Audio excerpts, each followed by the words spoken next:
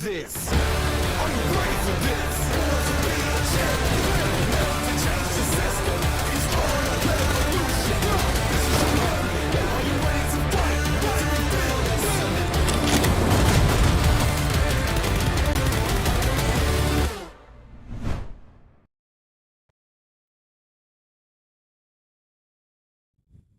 Hello and welcome to the PUBG Mobile Pro League Africa Spring 2023 season. We are super excited to be here. Of course, my name is DK. I'm joined by the very lovely Esports. How are you doing today? I am so excited to be back, DK. PMPL is back. It is 2023. Spring season is going to be hyped. We were talking about, some of the crazy team shifts that we've had. In the meantime, so many new teams, so many new faces. It is going to be such an exciting season. How are you doing? Oh, pretty excited. I cannot wait to see what our teams are going to be doing once they step out onto the battlefield. Of course, as we know, today marks the first day, the beginning of our 2023 season. And I think it is going to be an absolutely exciting one. We've got so much in store coming through. As you've already pointed out, we had a few new teams coming in. We have a few returning teams, as well as a few team name changes coming in. So definitely want to see what all that is about. But of course, as we know, we have quite a few things to talk about before we get into our very first game. And we are going to be looking at things like the format, the points, the bonus points, and a few other nice changes that has also now come through. So I'm curious to see how all that is going to play out. And I think that is going to make for a super exciting 2023 season. Oh, the season is just going to be absolutely incredible. I know that the teams have been working at it. I know the teams have been ready for a long time. And DK, it's not too different from the last time we saw them in PMPL Fall 2022. The format is relatively the same. Yeah, it definitely is. As we know, we are, of course, now entering into that league stage, and that is going to consist of 3 phases or 3 weeks. It will be 5 days each with all 20 teams competing with no super weekends, as we did see that change, as you've already pointed out. And the top 16 teams will then advance forward into those finals. And once we get into the finals, the team have the addition of those extra additional bonus points, as we saw come through from the previous season. So the heat is going to be on. The pressure is going to be on. And what we also saw in the previous season back in 2022 was that on day number 5, we have an additional map that is going to be coming in as well. And of course, as we've seen a few changes, that map too has changed. We've gone from Livik all the way over to Vikendi. And I know this is something that a lot of the players have actually, and the supporters have asked for, is looking to see Vikendi come back into the competitive scene. A little bit of action, and it's not going to stop there, right? We have to keep throwing the teams into a gauntlet. We have to keep throwing surprises at them. And we know since we last saw each other from PMPL Fall 2022, the points have obviously done a little bit of a shifting. Now, we started on that trend also long ago into that more aggressive trend of PUBG Mobile, and it's just going to continue now with the points change moving on in, making elimination so much more important, making the trend of PUBG Mobile so much more aggressive. It is fantastic. Yep, of course, we did see this beautiful announcement come through for the change in the point system. 10 points awarded to first place. Then there's a little bit of a drop-off moving into second, which is only worth 6 points. And it stops at that 7th to 8th placement, right? That is only worth one single placement point. So if you land anywhere between that 9th and 16th place, you've got to go back with a whole bag of donuts. But you can still cancel out a few of those donuts by securing yourself a few eliminations along the way, which is still worth 1 point. Oh, it is massive, DK. So, we always talk about this. We love that aggressive energy in PUBG Mobile. We love it when the teams, they go for those engagements, they start those fights, and they intend at least to end them in the right way. So now we are rewarding the more aggressive players. We're rewarding that more aggressive style. And for teams who haven't yet adopted that very aggressive energy, that very engagement-heavy style of play, they're going to suffer now into the season if they don't adapt, because that is going to be the meta. That is going to focus here for us to see who are those teams who can be aggressive, stay aggressive, and actually come out winning at the end of the day. Yeah, and as we know, a great showing of that aggression is also then the additional performances coming through from the teams on the respective end of leagues, right? So we do have the bonus points that are going to come through as well, just as we saw on the previous season. So that first place for the week is going to be worth 20 points, and the last place for the week is going to be worth only 1 point. Now, that is going to be the trend across the board, across all 3 weeks of league stage. But then also, the bonus points are then awarded for the teams that, well, regarding to where they place on the overall league standing. So there will be 4 opportunities for teams to secure bonus points. As we know, the maximum that one particular team can get is up to 80 points. We've not seen that yet, but who knows? Maybe this season there could be a bit of an opportunity for that. Look, I would love to see a team coming out of the woodworks and just suddenly being the dominating force, making sure that they're getting the most possible points leading into the finals, giving them that beautiful safety net. I mean, a whole extra 80 points that you didn't have to like work that hard for, that are just going to be thrown in your pocket into finals. Come on. I mean, it is like the perfect jump board into a weekend where you are looking to make yourself known as the PMPL Africa champion. So I'm so excited to see if we are going to have a team that's going to be rising to the top consistently, or if we're once again going to have that back-to-back fight. I mean, we had a very exciting last season where every single week we thought we knew who that winner was. We thought we knew who was going to get that maximum 20 points. And then, well, we were made to eat our words. Yeah, that was definitely a situation and quite a bit of a thing that we saw. But as we know, there's also going to be a few new additional surprises. So aside from our prize pool that we also have now an additional Vikendi reward. So those teams that are going to be making it through into towards Vikendi, there will be an additional prize coming through, right? We have the Robin Hood, which is for the most eliminations by crossbow. We have the Look at My Style as well, which is, I think, is going to be a very exciting one. A little bit of that ban finishing, right? The ban is going to be worth the most points, coming through on 5. And then, of course, the vehicle and the utility knockout also then going to be worth quite a few points on that. But while we're looking at this, I also just want to talk about the prize pool that we've got, right? So for the league stage, as we saw in the previous seasons, all the teams are going to be walking away with the exact same amount for regardless of their performance coming through in the league stage, which is going to be $1,300. We know the MVP will also then be picking up an award there, but the finals is where you want to get, right? That is where there's a bigger breakdown on top of what we see here with the Vikendi rewards.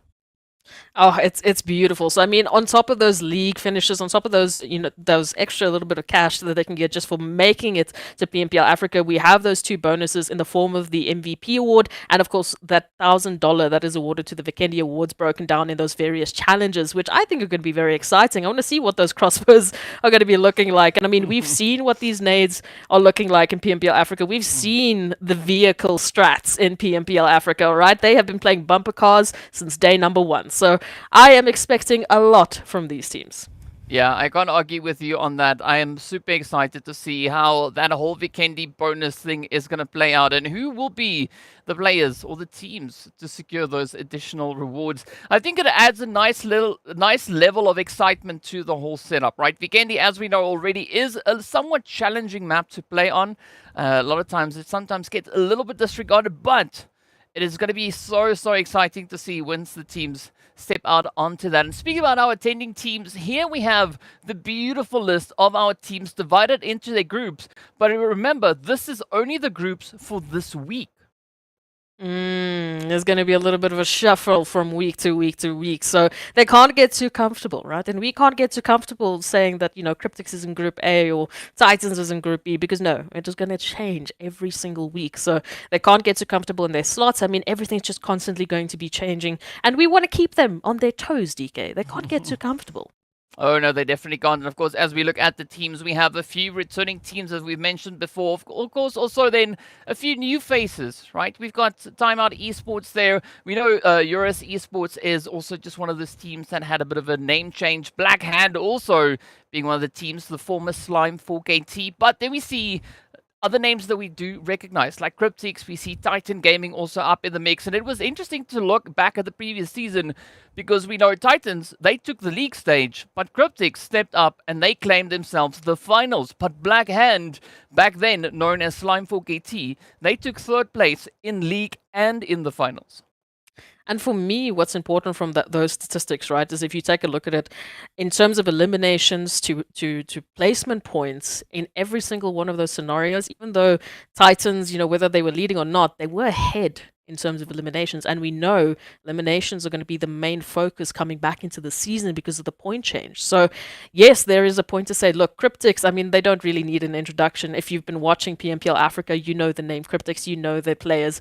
Same with Titans. Both of those teams with that PMGC experience now coming back, bringing that into PMPL Africa, it's going to be a whole different ball game with the point system on top of it, because we know that they are two very aggressive teams, two teams that are extremely comfortable being aggressive. They've never yes. not been comfortable being aggressive, and now, well, they're just going to get awarded more for it. Teak the Terminator's back, and it's going to be a beautiful, beautiful exchange between these teams.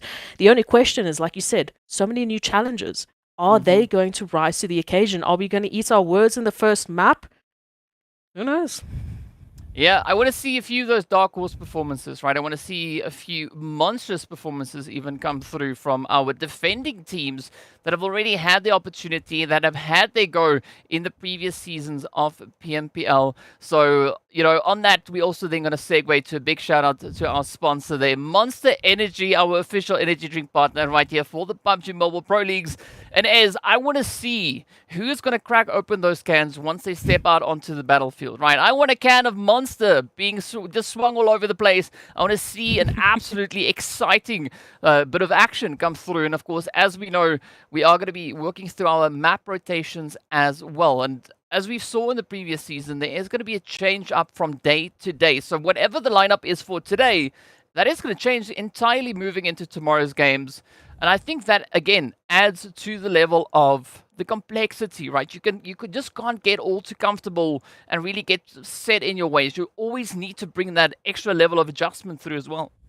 It's the adaptability of those teams that we constantly keep testing. We want consistency. We want them to be able to adapt to point changes. We want them to be able to adapt to groups, to maps, to all the changes we keep throwing at them to find who is the proper PMPL Africa champion. Because only the best of the best will be able to take every single challenge on, head on, and come out on top. So, of course, today's map, I mean, as balanced as we could possibly be. I just wish there was like a Vikendi, but we'll have to wait for Sunday. That's okay. But I mean, in terms of just the spacing that these teams have to work with, this is as balanced as we're going to get for the first day.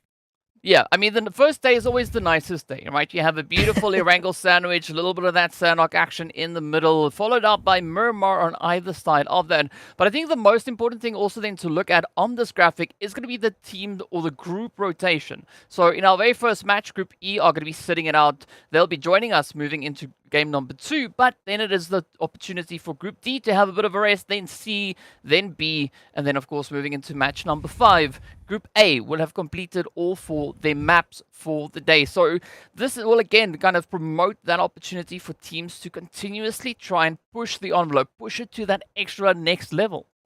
I mean, 4 maps a day for every single team, 5 days a week. These are the opportunities that lay ahead of them for every single phase as we move through PMPL Africa. And these are the opportunities they have to get those points, to get themselves up on that leaderboard, to get themselves closer and closer to the bonus points as we head into the weekend. So these teams starting today, day number 1, first match of the day. I expect a little bit of nerves. I expect a little bit of chaos and a little bit of just sussing out the competition, right? Because a lot of new names, a lot of new faces, all of a sudden there's a whole different strategy out on the battlefield, and they need to get used to that and see what they can kind of get away with. So maybe day 1 might be a little bit more chaotic. What do you think?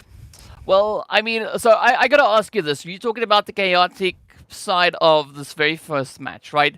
What is your prediction? Who do you think is going to be the team to take that very first winner with a chicken dinner on map number 1, day number 1, right here in our 2023 spring season?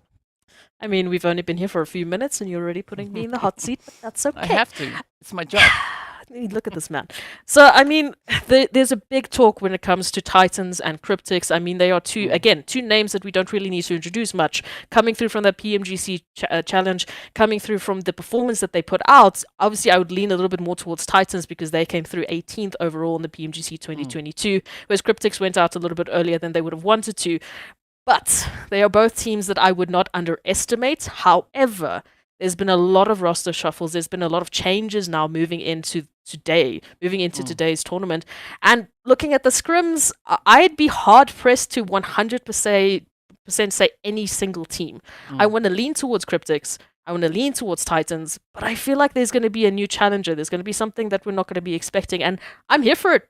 I want to be proven wrong. I'm going to say Titans. Yeah. I'm happy if I'm wrong. Well, I mean, I want to throw in a little bit of a wild card, right? So obviously we've been looking at what we had happen in the previous season, how that went. Titans, CRYPTICS, they took the first and second place all the way back in the full season of 2022. But I want to see teams that weren't performing on that exact point, right? Locking in the first chicken dinner or landing in that second place. I want to see that additional step. I want to see that extra level of surprise. So having said all of that, I want to go with VST or VISTA, whichever name they go by now, right? That's the team that I want to see grab the first winner chicken dinner. Is that going to happen? I mean, it's your guess as good as mine. All we can do is just sit, wait, and find out what this first map has in store for us. I mean, we were talking about it a little bit off camera, right? Vista Gaming coming through. If they won the first map today and they won the first map last season, I kind of feel like it has to happen. It's like fate, man. I would love that pattern to happen, but again, there's so many different teams. I mean, just chatting to some of the viewers off camera, they were rooting for a whole different set of teams. I mean, we have like RUKH Esports. A majority of the players in there are from Kazakhstan. New challenger, new players. Yeah, let's bring in the new names. You know, let's bring in something that is going to completely shock us, because the statistics are nice and all, but they're not as accurate, and they can never be as accurate. We have to take them, unfortunately, with a piece of salt. So now we need to see who's going to be bringing in that first winner chicken dinner. And the biggest question, DK, are they going to continue that? Because we know first day, first map, it's a little crazy. It's a little crazy. You know, we need to see how that's going to continue. Oh yes, it is a little bit crazy, but I'm also excited and looking forward to hearing what our viewers think. So be sure to hit us up on social media. Tell us your thoughts, right? Who do you think is going to be the team to take that very first winner chicken dinner right here today? You could also tell us which teams you are here to support. And if you don't know all the social media links by now, they should be in the video description where you are watching right now. So be sure to hit us up and include the hashtag PMPL Africa, right? Because that way we can find those posts and we know who's talking to us. So it is going to be quite exciting to see what those teams will have in store. It does seem like Esmery has frozen, or she just became really good at keeping absolutely still for a brief moment there. It does seem like she has disconnected. Oh, there we go. She's back. We're not playing the mime game anymore. But yeah, I mean, we've been talking about so many different things, and you know, this makes me so excited as we are going to be transitioning into our very first game. There's no more time for us to sit and wait and wonder and ponder as to the performance of our teams. No, we're not. No more pondering anymore, DK, right? We are here. We want to find out who's going to be that champion for the first map. We're going to find out who's going to take that first winner chicken dinner. And I mean, what a way to start. We were talking about what a balanced first day this is in terms of the map pool. And now look at this flight path. I mean, come on. We are just giving everyone an opportunity here. Oh, well, let's see. I mean, this is an absolutely phenomenal start to the game. Very centralized flight path. The teams having a great opportunity to get themselves now situated and sorted out. But I'm curious to see where that first initial zone is going to be forming. Is it going to be complementary to the flight path? Is it going to look to throw a bit of a spanner in the works? I'm not going to lie here, but if it goes south, I'm not going to be upset. South or north even. I mean, I feel like either way would be pretty fun. We know that, you know, south is so it personally... does seem like we could potentially have lost a little bit of S-proxy along the way you did there. Kind of lose me, but you can still hear me. But either which way. Well, I can hear her. She's just not audible to everyone else. But, you know, we'll just continue to push on through. And, of course, now our first zone has revealed itself. It has jumped all the way up onto the north. And, wow, this is going to be a very, very exciting first zone, seeing that 2/3 of it is on land, the other third is just water. So I think Savoni and shooting range are going to be receiving quite a bit of love as the teams will now have to get themselves repositioned. But of course, looking at the beautiful spread that we've got, right? We've got the players there from VST situated all the way down on that far southern edge, getting ready for a little bit of that bridge action. And as we look across now, straight up into towards Pachinki, this is where we see the players from URUS and RUKH, both teams now prepping themselves up. They want to see what is going to happen, and I don't know who's going to be the one to take it. Look, I threw URUS in as my prediction for a little bit of a wild card because, of course, we know the players. We love them. Rauf, Weiss, Farokh, we've seen them all do some crazy things in the past before. But it's really going to come down to what these players are bringing in. And that's what I want to drum up the conversation here with the viewers. You know, who do you think is going to bring in that action?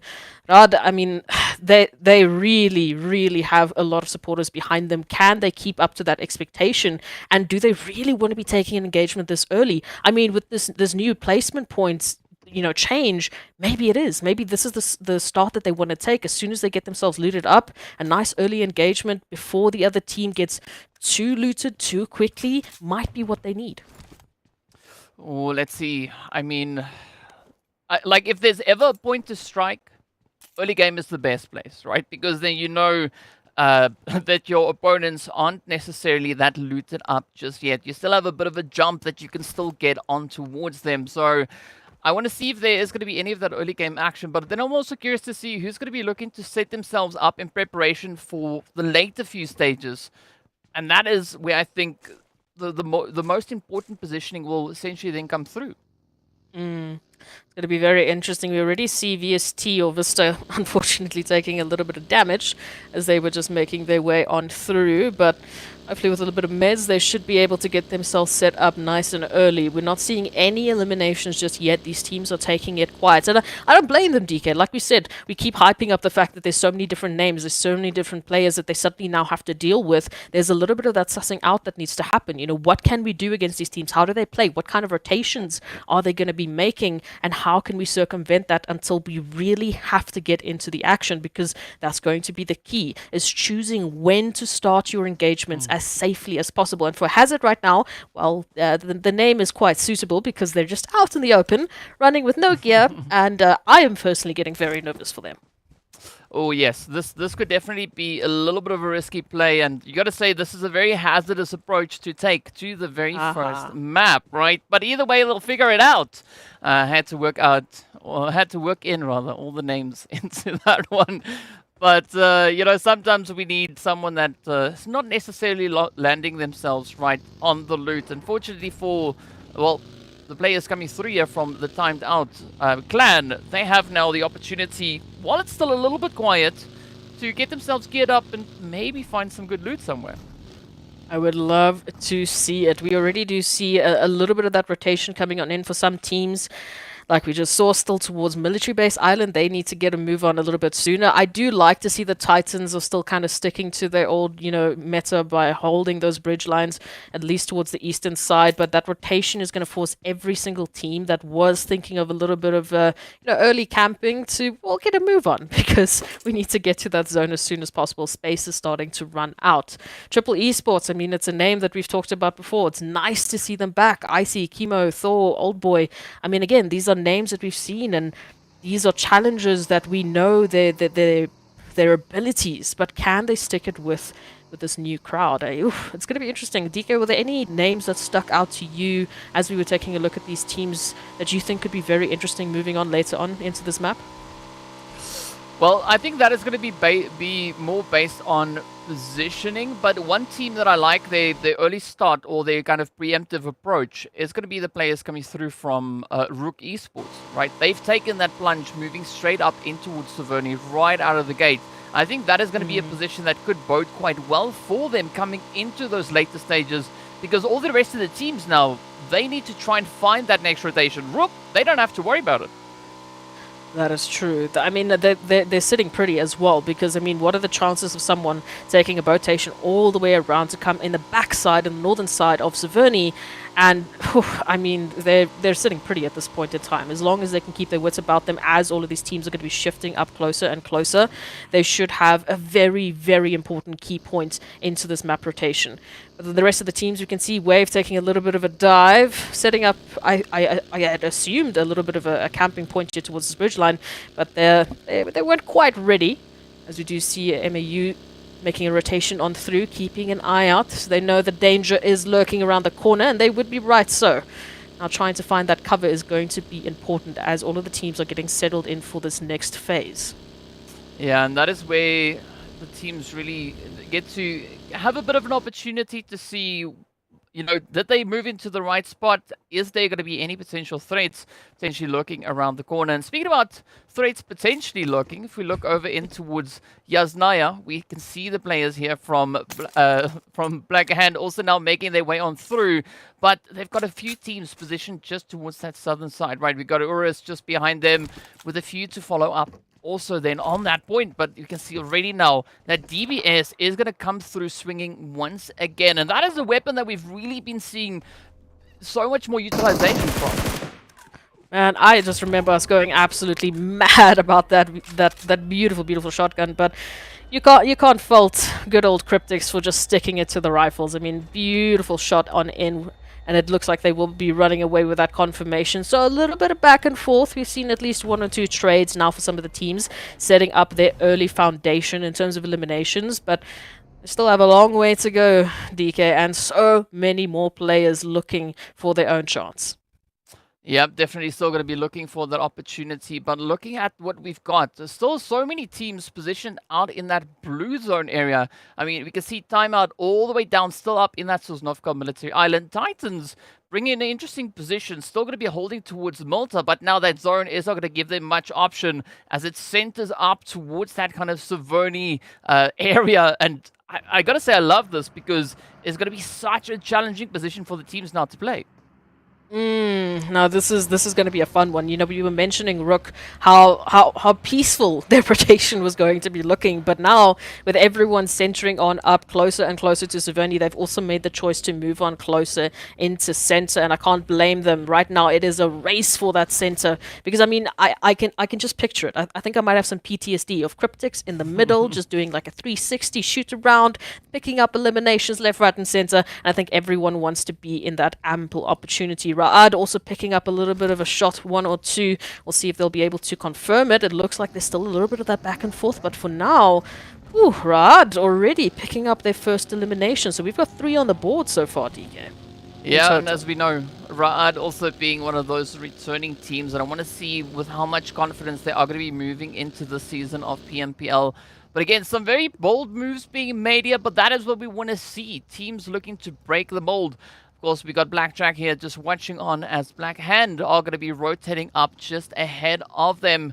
But once they all start trickling into that zone, I think this next stage, stage number 3, is going to be absolutely chaotic because look at it, as we still have 16 teams up, 60 players alive, and there's definitely not enough space to accommodate all of those teams. Come on, we got to be serious from the get-go, DK. These teams are not here to play. They are here to win. So, of course, no one wants to be going down as the first team. Like we said, just that difference in points. I mean, we used to say you have to at least try and make it to 13th, right? If you want to get a little bit of something for placements. Well, that's not good enough. That's not good enough. You have to make it into the top 9, and there's a very fierce competition lurking around. Arab Golden, oh, what a competition they have also been, and coming now through from that southern side might be very interesting if they are left alone, because there's not really anyone making a plunge for that bridge. We obviously just do have a little bit of action right up ahead of them, but it seems like they're perfectly aware of their surroundings. We'll have to wait and see if they can maybe find an opportunity here to pick up some eliminations. I'm curious to see what MAU are going to be doing because they've already been reduced down to a 2-piece, and we also don't have to ponder any longer as to what the Titan Gaming team are going to be doing as we see them now taking that plunge, trying to get themselves just ahead of the blue zone. It does seem like they're aiming for center zone, at least for what is the current center zone. As we know, blue zone is getting ready to pop, and who knows where it will be moving towards. It could swing in favor of the players coming through from Blackjack. It could swing in favor of Raad. It could, in fact, move in any which way. But it's all going to come down to who gets the luck of the draw. And already, we do have a little bit of the altercation. Oh, but look at that shift. It is now Raad just sitting in such a glorious position. That is spicy. Ra'ad, what a beautiful center position. We also see RUKH. They've moved on down from Severny. CRYPTICS actually taking up that Severny position now. Titans slowly but surely moving in closer and closer. Very interesting change of events, but this is that cluster we were talking about, DK. There's not enough space here, all right, for 15 teams. We need to whittle them down. We need to get those numbers down. And Wave Esports now up ahead might be one of the first teams to potentially do so. Looking at their opponents, they might be saying hello to a few names that we've seen before, but let's take a look at it. With these rotations coming in now, time is of the essence. Yep, time is definitely going to be of the essence here, and Wave now just trying to play a good position on the edge of zone. But looking at what they've got, we can already just see it up on that mini-map. It is such a jam-packed area to play in, and looking back further down south, MAU also still just holding on. Already now we have a few of the shots getting fired off as the players here from Arab Golden are looking to just tip their toes out, figuring out where exactly the opposition could be. But now URUS can be moving in, and this could spell a little bit of trouble for MAU. MAU now suddenly feeling the brunt of the action as Weiss is already doing a little bit of that scouting action up on the high ground, trying to see where all of these dangers may be lying, but they are in a bit of a fun territory, right? Because just behind them, we've got Out coming through, and they will be looking for a little bit of action, maybe to jump on into some eliminations. But what can Arab Golden do about it? Are they going to wait for that opportunity to third party? Are they going to be the first ones to start the engagements? We said this first map, it's about sussing out this competition, still seeing what these players are available and what they are capable of. Yes, and I mean, looking at what we've got currently in the zone, there is no good position to take. See that we have 15 teams just crammed into this phase, and it is going to be down to the quickest fingers first, right? Whoever gets those first few shots in could be the ones to also then get third-partied. So you have to just practice an extra level of caution while looking at these altercations. But look at that now, Triple also just trying to deal with a little bit of that position as they try to move out of shooting range. But man, I gotta say, Virtual Gaming not gonna let much of that slide past them. Yeah, Vampire's in a tough position right now. They are firing back, though. They're wanting to keep all of the land that they have available to them. They don't yet have that elimination. Triple Esports, on the other hand, I mean, they're sitting pretty with 2, right? So they don't really need those foundational points, but they do need a good position into the zone. You've got 13 seconds left till that new phase is going to be showing itself, and do you really then want the looming threat of Vampire shooting down upon you? But Wave Esports now suddenly being the savior of Triple Esports, giving them that time to dash on in. And we can see Ra'ad still holding center.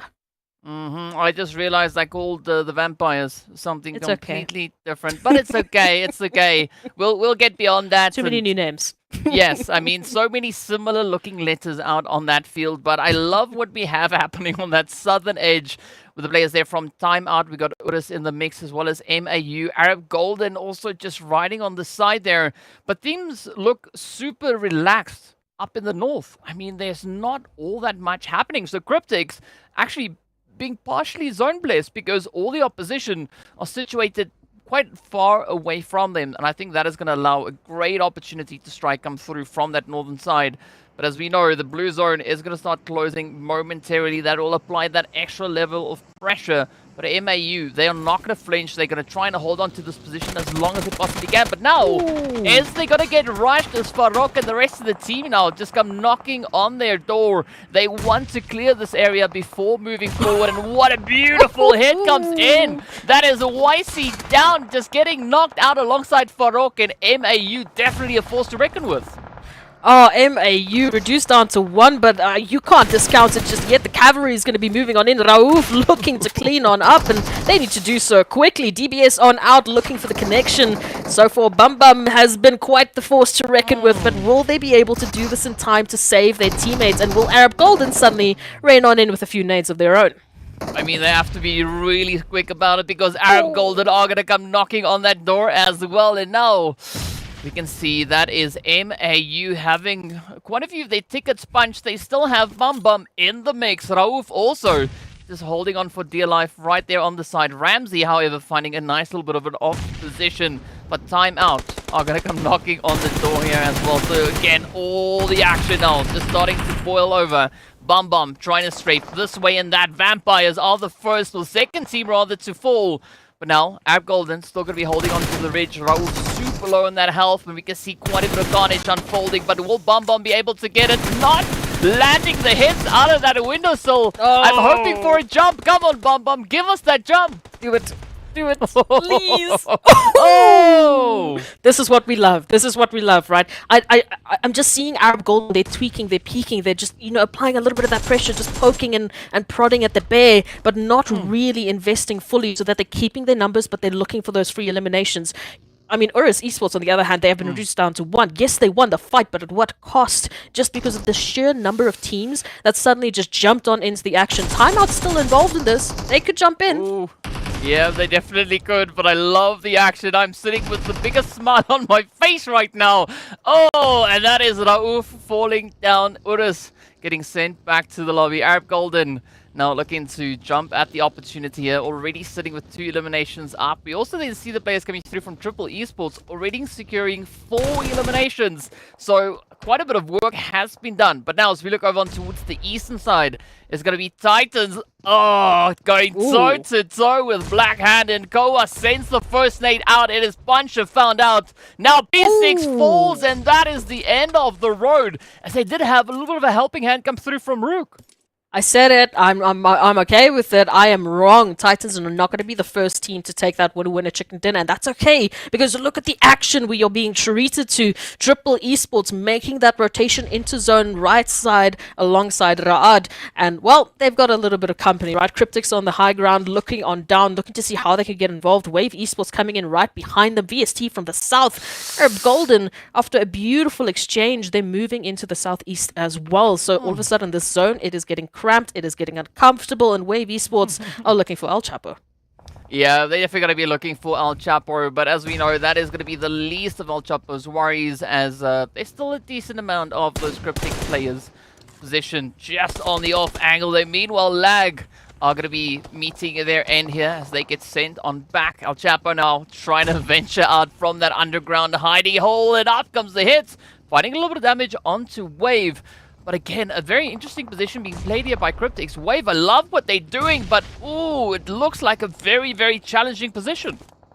I would say so. At this point in time, it is not a very comfortable position to be holding. Coming through now from that western side, and unfortunately for them, moving on further is going to be a tough battle. We've got Triple Esports and Raad in the middle. We've got CRYPTICS, of course, still going to be a bit of a challenge. And now Arab Golden, off of the back of that beautiful just back and forth that they had, have to deal with Black Hand. But at least there's so many surrounding teams that it's not a straight shot for Black Hand to get involved, but those nades might be finding their mark soon. And I'm curious to see what Black Hand are going to be doing. As you can see, already 6 eliminations to their name, down to a 2-piece. It is going to be Storm and Koa now just hanging on. And here comes our predictions from our Arabic casters. Flanker saying it is going to be CRYPTICS. Denver saying it's going to be Triple, but Starfall says that it will be RUKH. Meanwhile, Arab Golden now having quite a few casualties getting sent in their direction. But look at this Wanted wrapping around the outside there, finding quite a few hits now. And now it all boils down to Storm, but it is going to be pushed as Wanted now moves much, much closer. Who is this Arab Golden? What has changed? This is a completely different Arab Golden than what we've seen in prior forms. Oh, Quality just holding on, and now Storm trying to apply pressure, but I mean, they're kind of just getting distracted. Meanwhile, they're focusing on one Arab Golden member. The rest are getting rezzed up, getting healed up, getting ready for the action. We've got 9 teams left. Storm, well, in the center of the storm, in the eye of the storm, they now need to try and get themselves further on in out of the situation, but I don't think Arab Golden are going to let them go. CRYPTICS, they're being blown up here. Yeah, a few little pieces getting taken out here, and that is CRYPTICS still holding on to a 4-piece. Only the knock has been dealt to them. But let's see what Gaddafi is going to be able to do as they now move in. It is El Chapo that falls. It is 2 down, 2 more to go. CRYPTICS now having 2 of their players confirmed. Wave looking to pick up a little bit of the momentum here. They've spotted a bit of an opportunity, maybe seeing Senkai off in the distance, but has not been locked in. Meanwhile, Black Hand will meet their end as well as Arab Golden move in and secure themselves that southeastern side. But the zone is going to move in favor now of Raad and Triple Esports. And again, the 2 teams occupying a really strong position. One of the only compounds that are left, as we can see. RUKH now moving on closer. They were one of the first teams here towards that northern side, but unfortunately that real estate has been stolen from them, so now they're keeping to the edges, looking for a placeholder as they are waiting to see what that zone is going to be doing. But Raad just swindling and looking left, right and center, looking for anyone that they could be taking out at this moment in time to rack up some of those eliminations. And I don't blame them. We can see these eliminations on the right hand side. VST actually leading with 5 at the moment. I gotta love this name. It is Raad again. Now, holding on to center zone. I mean, if you've ever could have chosen a beautiful name, a player name, that is definitely one of them. But looking at RUKH, they got the Bronzeberg. Now just holding on. And this again is going to be a very challenging position for RUKH to play. Yes, they got the entire north area to themselves, but they are somewhat exposed. I mean, Wave, they are going to wait around as they just come rushing up in towards Triple Esports. Guns blazing, vehicles all over the place. Bedrocks dust goes down, down goes Icy, and this is absolute carnage. But Wave, they do have a slight potential number advantage here. Is it going to work out in their favor? We don't know just yet. This is absolutely wild. Triple Esports holding those nades, sending them through as a beautiful package to Wave Esports while they try and recover. Again, pressure is on. We can see so much happening here towards the center. And now they jump down, DK. Oh, come on. Gaddafi now trying to get a little bit cheeky here. But this is Wave. One knock. That is all they need. But are they going to fight it? No, instead the hits go through. Wave looking to bounce back. But those health bars are looking quite troubling. Triple Thor, super low on health, almost takes out their own teammate. And this could still be that bounce back opportunity for Wave to come through. Gaddafi now looking to just rekindle those numbers, get themselves back into contention. But the rest of the lobby doesn't seem to be engaging all that much. But I mean, that is, of course, VST and Raad just on the opposite end of the road, also going at each other. And things are looking pretty tough. Yeah, everyone seems to be playing a game of, you know, hot potato because we're just throwing nades left, right, and center, trying to see if we can catch them. Wave Esports still holding on by a thread. Triple reduced down to 2 and still looking to see how they can get themselves out of this situation. The center point of the zone is absolutely contested, but look at Arab Golden. Absolutely bliss. They are left to their own devices. They're not even being challenged. Same with RUKH. Even a little bit with CRYPTICS here towards the northwestern side, sorry. So now, Triple Esports, how do they get themselves out of this one? Yeah, and this is a bit worrying. 4 out of our, well, 6 remaining teams now just trying to hold on for dear life. As we know, the opposite end of the road has been cleared up, but now Triple in a world of trouble. Raad also then falls. But let's see, are Wave going to be able to get this jump in as they trying relentlessly to get the shots in towards Chemo. Chemo keeping a very close eye on that staircase, not wanting to let anyone slide. But as what we've seen before, one nade could end that. One beautifully placed nade. Is it going to be the opportunity? Oh, there is one sent up. And now Wave need to push on forward if they want to lock in that final elimination. And up they come. They do secure it. Meanwhile, the fights will continue as we now look onto the edge. The zone has moved up ever so slightly. And now Wave has the opportunity to focus on towards RUKH. But CRYPTICS, they not going to wait for anybody as they too start to push on forward down to our final 4 teams. And Wave, oh, the hits come through. And CRYPTICS gets sent on back. Oh, I'm loving this. RUKH and Arab Golden have been left to their own devices for so long. CRYPTICS did a very good, a very good shot at trying to take RUKH out as they were making that rotation. They stayed a little bit longer outside the zone, but it didn't quite pan out. Wave trying to chuck through a few nades to see if they can welcome some of the parties moving on into the zone, but it's going to be the numbers game here. RUKH and Arab Golden up with 4, Wave only with 3, but look at this position. Arab Golden, what a beautiful pincer maneuver they're bringing on to the remaining teams. I mean, Wave out in the zone, we've got RUKH in the center. Oh, this is going to be panning out in a very interesting manner. Yeah, I gotta say, Arab Golden definitely blessed with the available area. Wow, I've never seen so many smokes being deployed in one single map. It looks like one of the clouds just descended coming down onto the map. But it is going to be down to RUKH to see whether or not they can hold on. Wave trying to sneak on forward. A few of the nades finding their place. RUKH looking to put up a good defensive play. Meanwhile, Gaddafi does find Wanted out in the distance. They do have quality there just to bring in that extra little bit of assurance. But now, comes the showdown. Wave and Rook trying to decide who's going to make it into that top 2 places. One knock gets picked on up. That is Wave down to 1. Oh, but of course, as expected, utilities are going to come flying through. Gaddafi holding on for dear life, trying to sneak their way through the smoke, but the hits have been found and off they go. It is now Rook and Arab Golden to battle it out for that very first winner with a chicken dinner. None of us really predicted this. Now, why would we? We wouldn't have thought that Rook or Arab Golden could have been bringing in a performance like this. Like I said, is this the same Arab Golden? No, it is a completely different Arab Golden, based just purely on their performance. But can they clutch it out right till the end? It is up against Rook, and Rook have been holding on so strong. They have the compounds. They have a little bit of time now to reset themselves. Oh, but Arab Golden, that zone might just be the determining factor. But I mean, I gotta say, Rook already sitting up on 9 elims. It is looking pretty fantastic for them. Arab Golden, as we can see, of course, then sitting on 6. So it is going to be quite a bit of a fight yet to come, as both teams have been working so hard to get themselves to this point. But as I can't argue with what you said, it does seem like Arab Golden just have the better positioning. I mean, they've got such a dominating spread. And Rook, there's only one way forward. They've not yet even secured themselves a foothold in this next zone. No, it's going to be a tough one. They're going to deploy all of those thousands of smokes we saw earlier. They just picked them all up, and they're going to try again, DK. They need to get themselves positioned. They need to get a good line of sight onto Arab Golden, and they need to try not blow up in the process.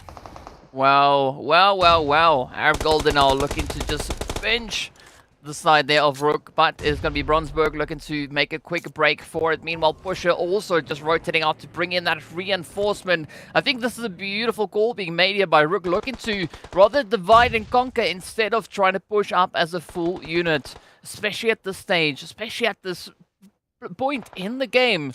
You don't want to get caught out. Oh, but look at the bounce. Up it comes, and that is Puncher just getting hit in the face with such a beautiful nade.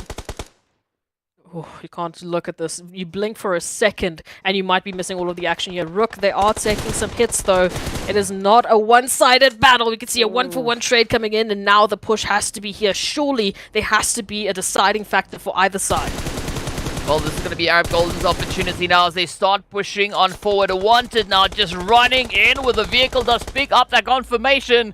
But where will it go? As we can see, Wanted now not even going to be looking to expend any ammo. Instead, they look to utilize that vehicle as they make the play. But Bronsberg is the only player still up on their feet, able to do anything. And this could be Arab Golden now looking to clutch it out. Let's see, how is it going to end? Will it be with vehicles? No, not yet. But Bronsberg still trying to knock anything that moves. Let's see, up comes Wanted. Oh, and up comes the hit. The winner with a chicken dinner, going straight over to the players from Arab Golden. And what a play that was. I mean, you know, we were talking about those VISTA rewards, we were talking about the nades, we were talking about the bumper car strats. I think these teams are honestly just practicing for some VISTA. I mean, I saw so many nades, I saw so many, you know, car eliminations. They're clearly quite ready, but absolutely congratulations to Arab Golden. That was clinical, DK. I mean, that was like reading a strat out of a book. They had every single angle covered at every single time they took an engagement, and they just looked like they were the only ones really in control towards the end. But I think what played quite a big part in the success that they had in this very first game was their positioning within the zone. As we saw coming into those later stages, we saw them coming through over on that eastern side, while the rest of the teams have already moved on, right? They were either situated on the southern edge or a little bit more focused on towards the western side. So once that really went in their favor, they just kept on moving forward, trying to capitalize on the carnage already being dealt up ahead of them. So what a great read that was coming through from Arab Golden. It was beautiful. Again, just the way in which they would tackle the situation. They would spread out, try and cover as many of the angles, make sure that they've got crossfires going to cover themselves, to cover their teammates, and to get information, because we know information is going to be key for these teams to take those engagements. But it was a very beautiful showing of statistical aggression, which is what I like. It wasn't just running into the action and seeing what they could bring from it. They were calculated, they were clinical, and I'd like to see if they can bring in that strategy back again. If they can stay consistent with that, I think we're looking at a very, very dangerous competitor here. Well, I mean, there's always a good point to start and establish a little bit of a dominance, right? We've seen that strategy being played in the league where teams come in, especially in the very early stages of league. They come in super aggressive, trying to secure as many eliminations and as many points as they possibly can find. And that is possibly a strat that could work out for our teams.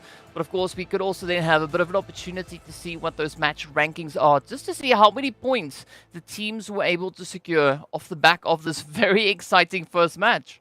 I was quite impressed with the teams. I mean, we saw a very good amount of early eliminations. We saw a lot of teams really focusing on trying to get as many of those as we possibly could at the end of it. Wow, look at that. A beautiful tie coming through from Arab Golden and RUKH Esports for 10 eliminations a pop. But this is where those placement points come in, DK, and they are such a kicker to the gut. Yeah, definitely quite a bit of a kicker, but as we take a look at that second page, this is where, you know, Smash team not able to smash through and pick up a few of those elims. Vampire is also getting sent back, unfortunately, empty-handed. But it was a very, very top-heavy play, as you pointed out already. Two teams picking up 10 elims each. And, I mean, I just want to see what these teams are going to do once they step out in towards Miramar. I mean, this was just the taste. This was just the beginning. What's going to happen in the remaining games? That was going to be a very interesting question because we saw how well they were able to utilize space in Erangel, and now we're just giving them almost double that to be like, cool, show us what you can do. Let's see what happens. But again, we have to keep in mind that we have no idea who's going to be that leader at the end of the day. Yes, we saw one winner now, but is that going to be the continuance for the rest of these maps? Well, we'll have to wait to find out. Of course, we are going to be taking a very quick break while we get the desert all dusty. So be sure to stay tuned and we'll be right back in a short few moments.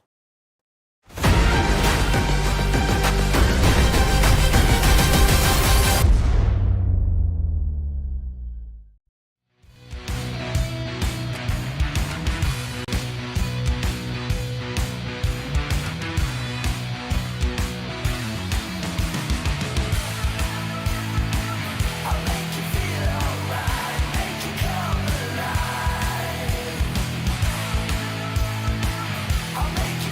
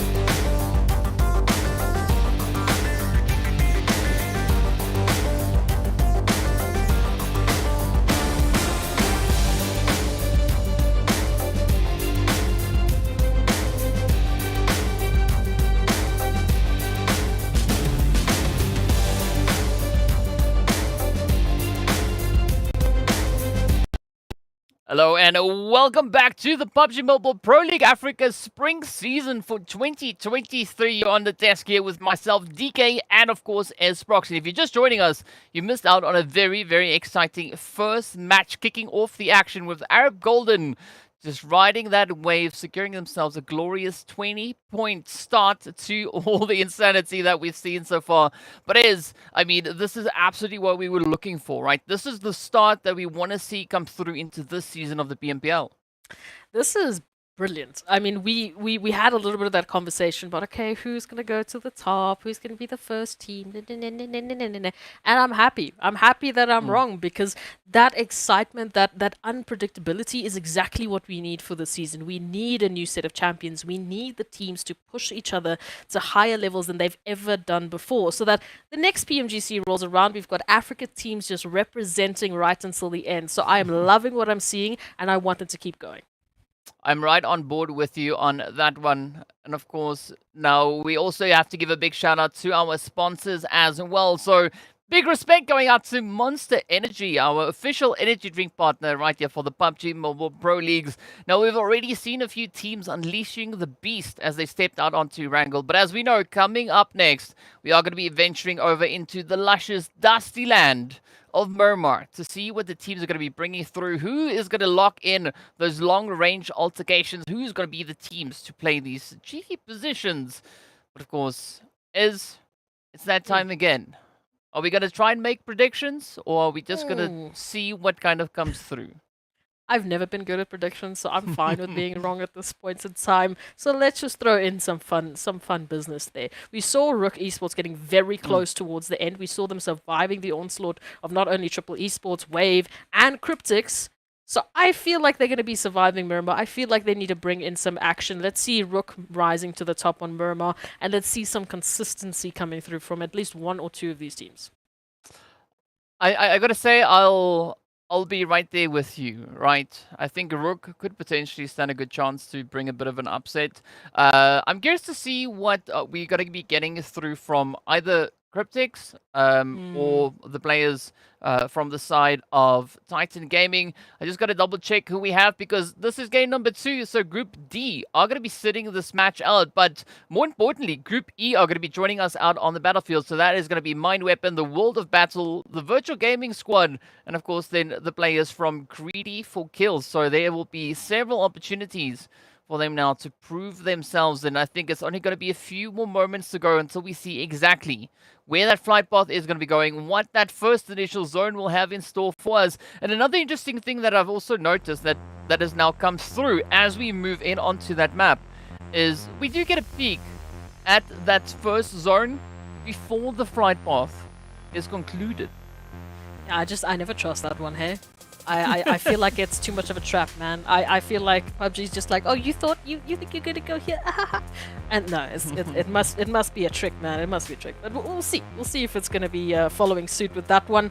On to Miramar we go, and what a beautiful flight path we have, DK. Good opportunities for some of the teams who do especially love that southern portion of Miramar. They're gonna have ample opportunity to get themselves towards those positions. But again, question on our mind is what those drop locations are going to be looking like, and if we're going to have any of those early engagements.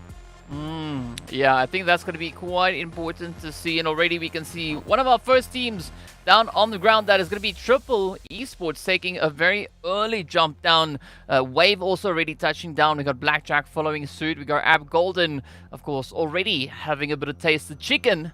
Now looking to see what they can bring through in this game. But I gotta say, it's a very nice dispersion of teams here. The teams taking a nice, decent approach here. Of course, we know where Titans are going to be looking to go. But look at that, though.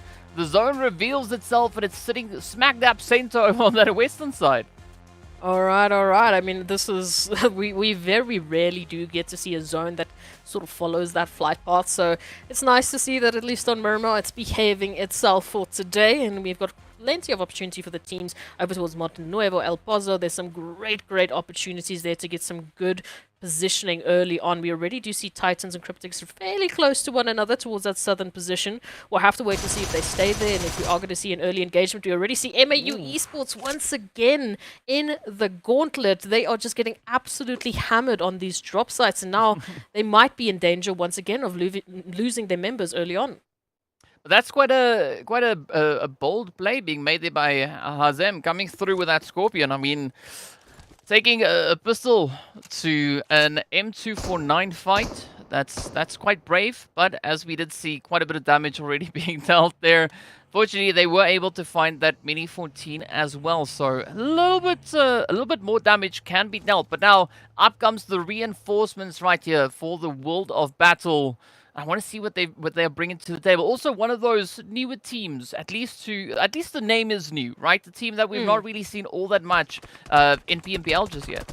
They're new to us, DK, and Yes. that's what we're going to work with. So MAU for Vortex in this position right now. Unfortunately, the Cavalry is not going to be arriving anytime soon, so it is going to be quick work here for the World of Battle. I mean, a 1vx situation is never where you want to go, and we're not going to fault Vortex for going down there because there really wasn't much that they could do in that situation.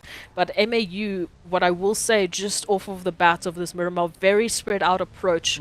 So it might have been that first initial drop coming through. They saw that, another team maybe took their positioning and they got a little bit scattered. So I'm hoping when we come back for the second round of Miramar, I'm going to watch to see that they just resolve that. Let's stick together. Let's get good positioning from the get-go. I have to agree with you on that because, yeah, definitely MAU super spread out. They've got Bum Bum down to Monte Nuevo. They got Paradox close to Power Grid, and then we do see their final player, that's Skydo close to the Power Grid, and then Paradox almost all the way up into San Martin. So if something happens to either of them, they won't be able to receive any of those reinforcements. And one of the other teams also that we are seeing step out onto the field here is going to be the players then coming through from the Mind Weapon. So if you don't mind, let's see what weapon they are going to be wielding. You and your puns, DK. I have missed it. It's been a while since someone has thrown this many puns in such a short amount of time. So thank you for that reminder. It's been You're a while, welcome. sir. I missed you. I missed you. All right, we got to talk about Arab Golden because Arab Golden on Erangel scared me. Oh, yes. In all honesty, I was shaking a little bit for all of the other teams because they just came in so clinical. Do you think that they can replicate that on Miramar? It's going to be a challenge. I'm not going to lie. As we know, some teams perform exceptionally well on particular maps. Blackjack being one of those teams that we've seen in the past, having a decent run when it comes to the map of Miramar. But whether or not Arab Golden are going to be able to continue with that momentum, I think it's yet to be seen because their current positioning is not looking all too favorable. But as we know, that can all be fixed with a few rotations.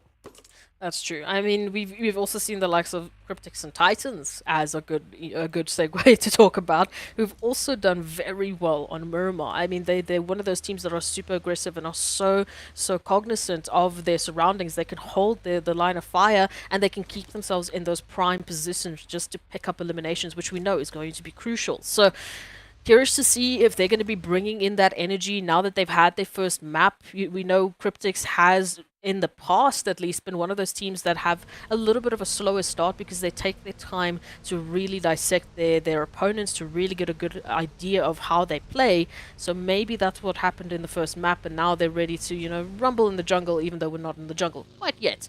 Rest of the teams, however, they need to make their debut. We've already had the World of Battle jumping on in for their first map of the day and picking up an Elim. So where's the rest? Let's pick up some of that energy. Yeah, it's going to be down to GREEDYFORKILLS, but the Mind Weapon, as you said, the World of Battle, as well as the Virtual Gaming Squad. But I got to say, looking at the players here from GREEDYFORKILLS, they're already holding on to a very interesting position, very centralized, just looking to secure themselves in and around this whole kind of Monte Nuevo area. But they are going to be put to the test. We've got so many teams that could also be prioritizing that more centralized play. But another team that I want to see is MAU, because they had a little bit of a tough run in the first match. I want to see how they're going to be looking to bounce back now coming into the second game. Thankfully for them, the universe has just got their back, because if they do pick up this engagement against Greedy for Kills, it will be an even battle, right? We saw Greedy for Kills, as you can see, they started with those three-man teams. So if MAU do decide to take this engagement, they will actually be on even footing, which I can't say for any of the other engagements they might be looking at. Ooh, timeout.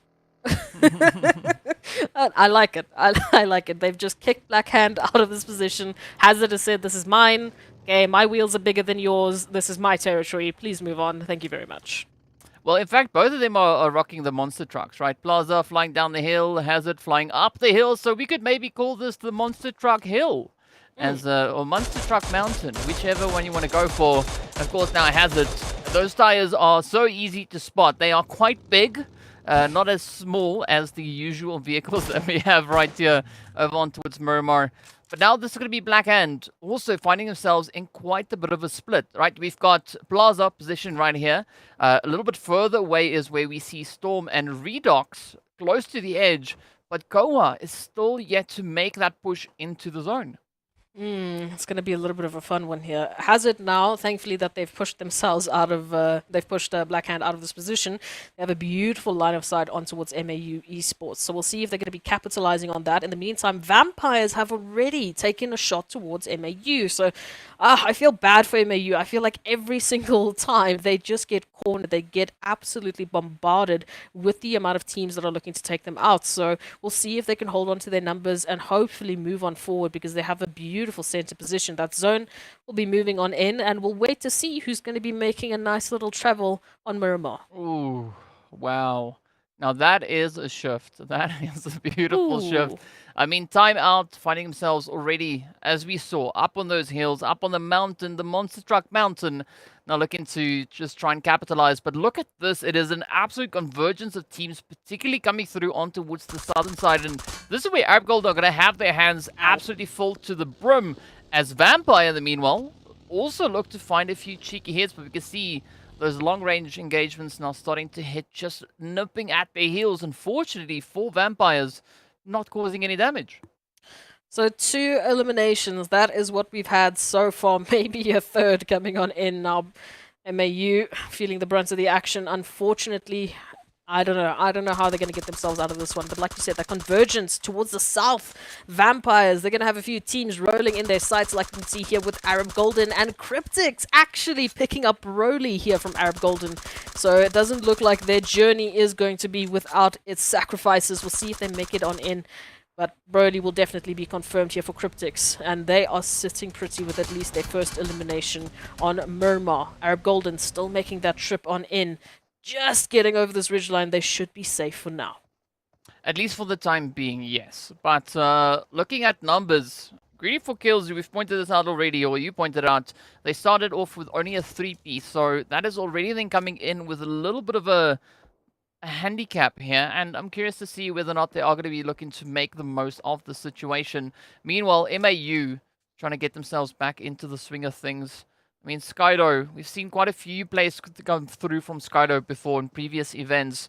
I want to see what they're going to do going up against the opposition here. But again, looking at Power Grid, this is a great spot for URUS now to be holding. Hey, URUS. Man, I put you out there as my prediction. Please, do something. Just something. Something today would be nice. I got flamed for it because I wanted to drum up a conversation, but it's okay. That's what I'm here for. For them to hold Power Grid would be a pretty interesting position, because we do know there's going to be a lot of that southern rotation. So I don't know how much longer they'll be able to actually hold on to that, with the sheer amount of teams that could be moving on through that territory. We do still have quite a bit of space towards the northern side, just purely because of that flight path. So there might be a massive opportunity for some teams who are going to make that early rotation. Blackjack Esports, in the meanwhile, have spotted out Wave Esports, and it doesn't look like they'll be sticking around for a conversation. In the meanwhile, they will be looking for that regroup. We see a little bit of back and forth here between URUS and actually the World of Battle. So maybe we see some more eliminations making it to that tally. Oh, that could definitely be quite the possibility. But now as we see, the blue zone has caught up to a few of our teams, and several of them still trying to get themselves out of that blue. But Wave looking to capitalize. The zone also now just moving ever so slightly towards that southeastern side. And again, Timeout again, still being able to capitalize on their positioning. Meanwhile, Triple running into a bit of a brick wall there as they meet up with CRYPTICS. And CRYPTICS, they just laying waste right in towards them. But Marshall now getting found out in the open. Gets a little bit of that damage dealt. But fortunately, still capable of just utilizing the ridge lines. But, I mean, I'm worried for Triple here. A brick wall is a very good metaphor for CRYPTICS, and I think we're going to stick to that one for a while, because right now that's exactly what they are. A massive obstacle here for Triple Esports to make that rotation on in. Even if they move down the line, they might be finding themselves up against Titans, so it's pick your poison at this point in time. But that zone will be forcing the hand of CRYPTICS. They need to get a move on as well. No time for the wicked, but Titans already picking up a little bit of action here towards Triple. Like I said, Triple, they just don't have a choice here, DK. Oh, yep, they definitely don't, and this is already now Titans looking to capitalize on the carnage. That is Icy getting put on ice, and now Kimo holding strong. Thor gonna try and still catch up, as we still have Thor quite some distance away. So this is where Kimo now needs to practice a lot of that caution, because if you make too much noise, Titan, they're not gonna shy away from just turning around and gatekeeping the living heck out of you. You know, when I said earlier, URUS, please do something. They did something. They got 3 eliminations, just to point that out there to anyone that flamed me on Instagram. Ha! They did something. But we've got to move on. Wave Esports now moving in closer and closer to that power grid position. Like we said, we weren't sure how long they were going to be able to hold that. Blackjack Esports just on the horizon. But of course, Wave right up behind them, sending in those few nades. Will it make the connection? And will we be saying goodbye to Blackjack Esports, who have been reduced down to only 2 so far, DK? Oh, yes, and they still have that knock to try and deal with. There's all the pressure now riding on MG and Zeke. Wave just lingering up ahead. Up comes the monster truck again. But Hemo, oh, could be presenting them with quite a bit of a challenge here. I love this angle coming through from Raouf. Very, very cheeky third-party play that could be had.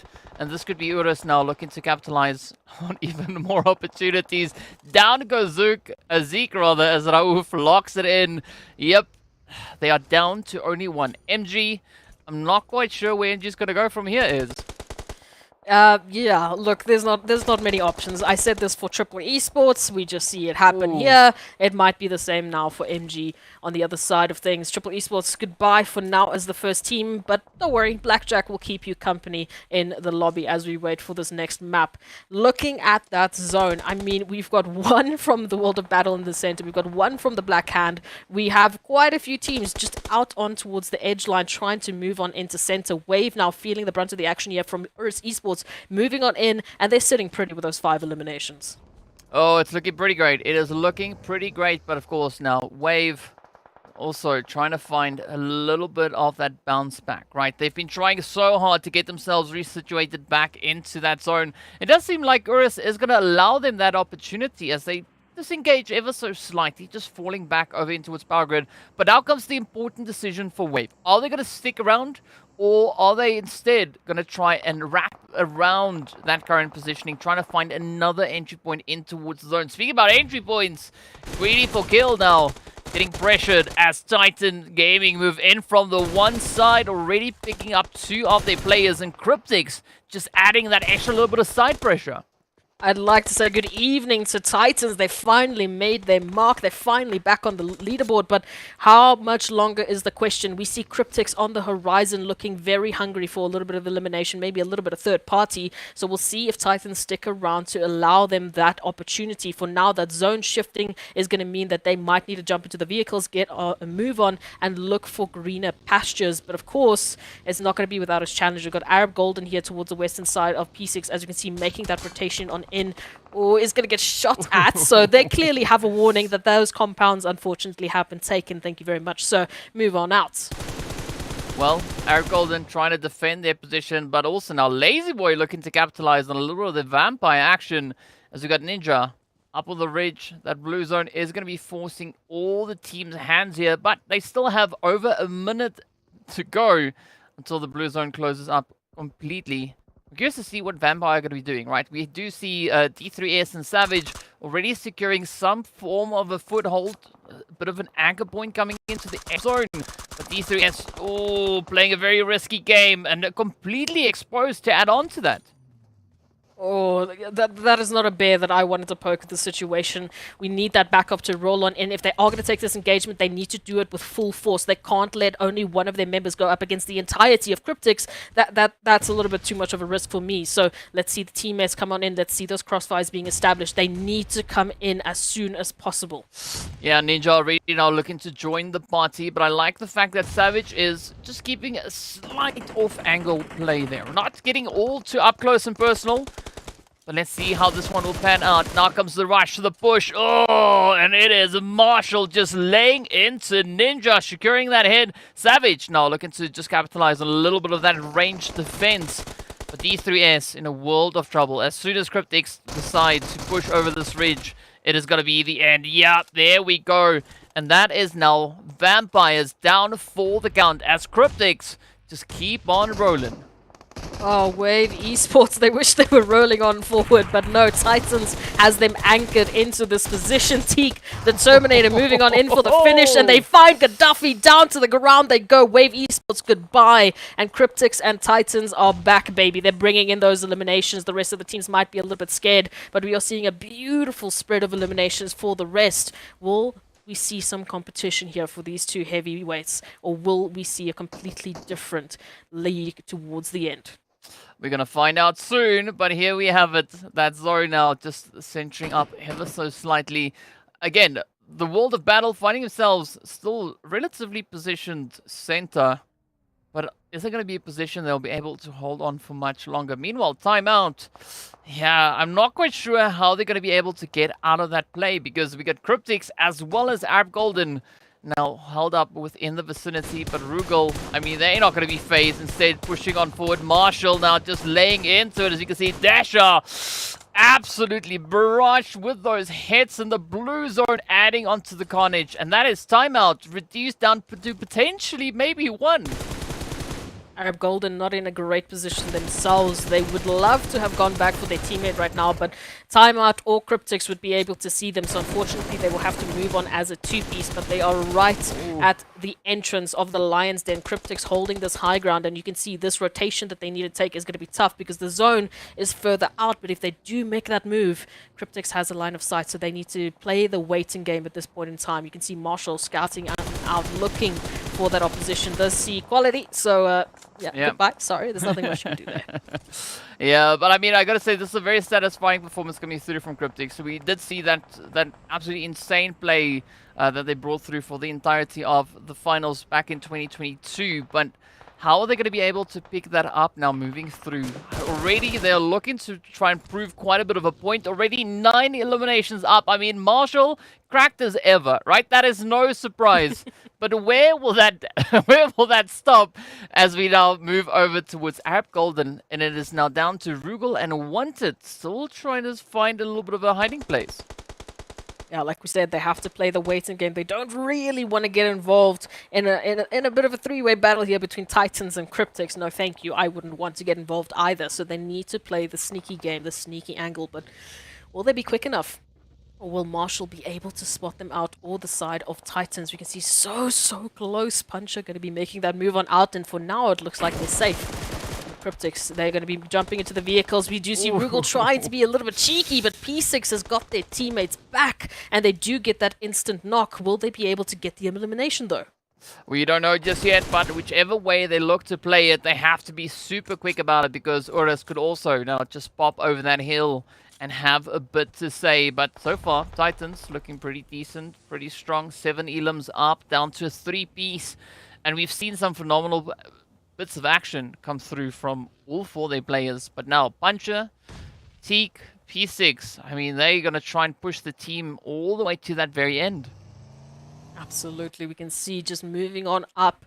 It is going to be a bit of a fierce battle moving on in from the southern position. On the other side of things, we've got so many teams just sitting pretty. The World of Battle reduced down to 1. Mohammed, they were basically in that position like 2 zones ago. So they're sitting pretty, they're relaxed, they're holding down their compounds, but what will they be able to do for how much longer is the question. That zone should determine to see which side of this hilltop we will be taking that final battle. And ooh, we're keeping it center. Okay, we still have compounds in play on either side, but that road straight down the middle, can you imagine if we finish in the middle and the open road?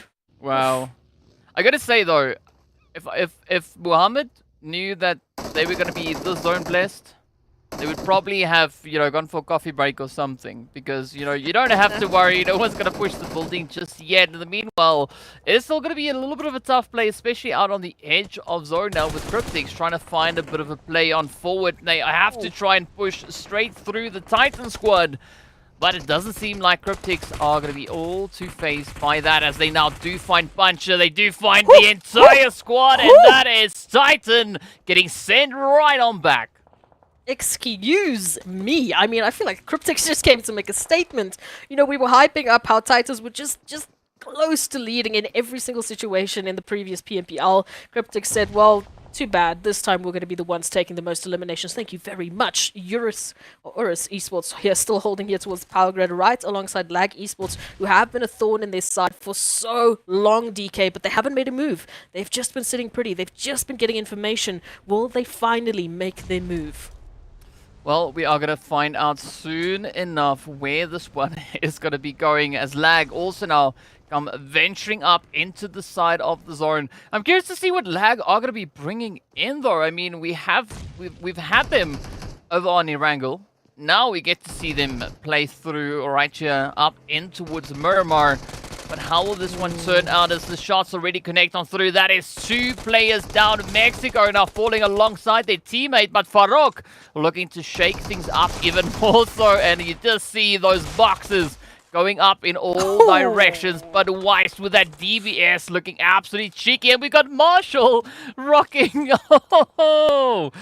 Oh, that insane sniper. So you want to talk about things getting exciting?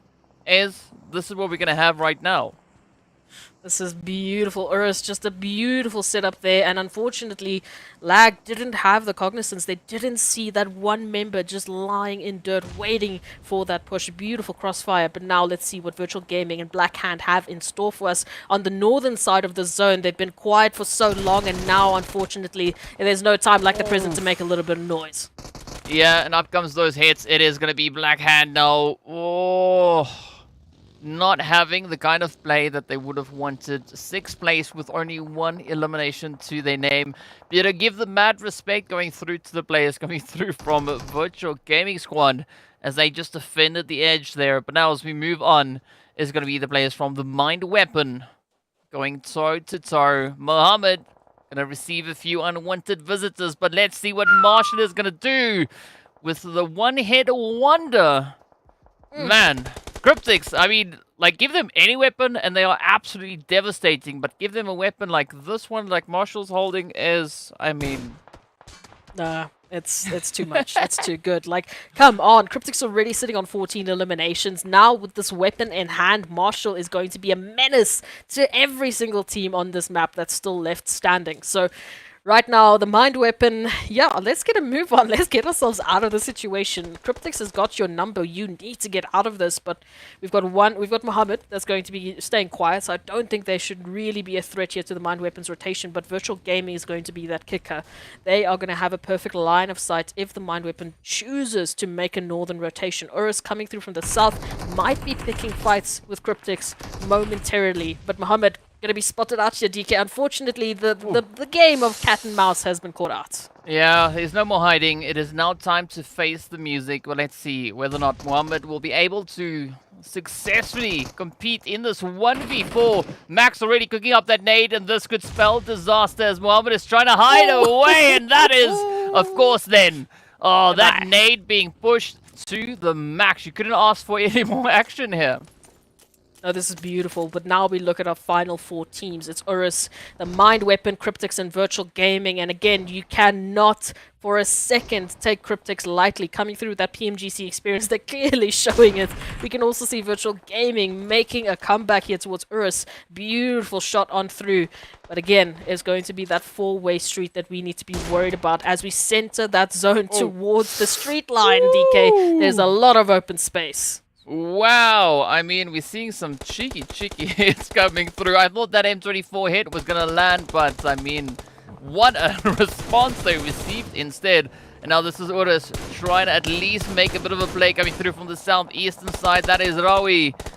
Now in quite a bit of trouble, but Malek managing to just dip down into that valley. Unfortunately, the players from the Mind Weapon also have a line of sight on them, but CRYPTICS, I mean, look at this. They're just hanging on the edge, trying to sneak their way on forward, and this is going to be quite the fight. But there we go. Marshall secures the head on towards RUKH.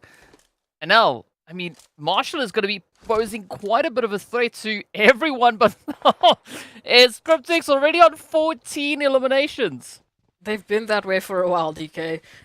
Honestly, it's gross how good they are at these run and gun situations, how good they are at just picking up eliminations in these fierce moments. But now, I mean, gifted with those beautiful guns, that beautiful position, I would be swinging towards CRYPTICS, but we still have a lot of fierce competition left. Oh, yeah, quite a bit of fierce play indeed.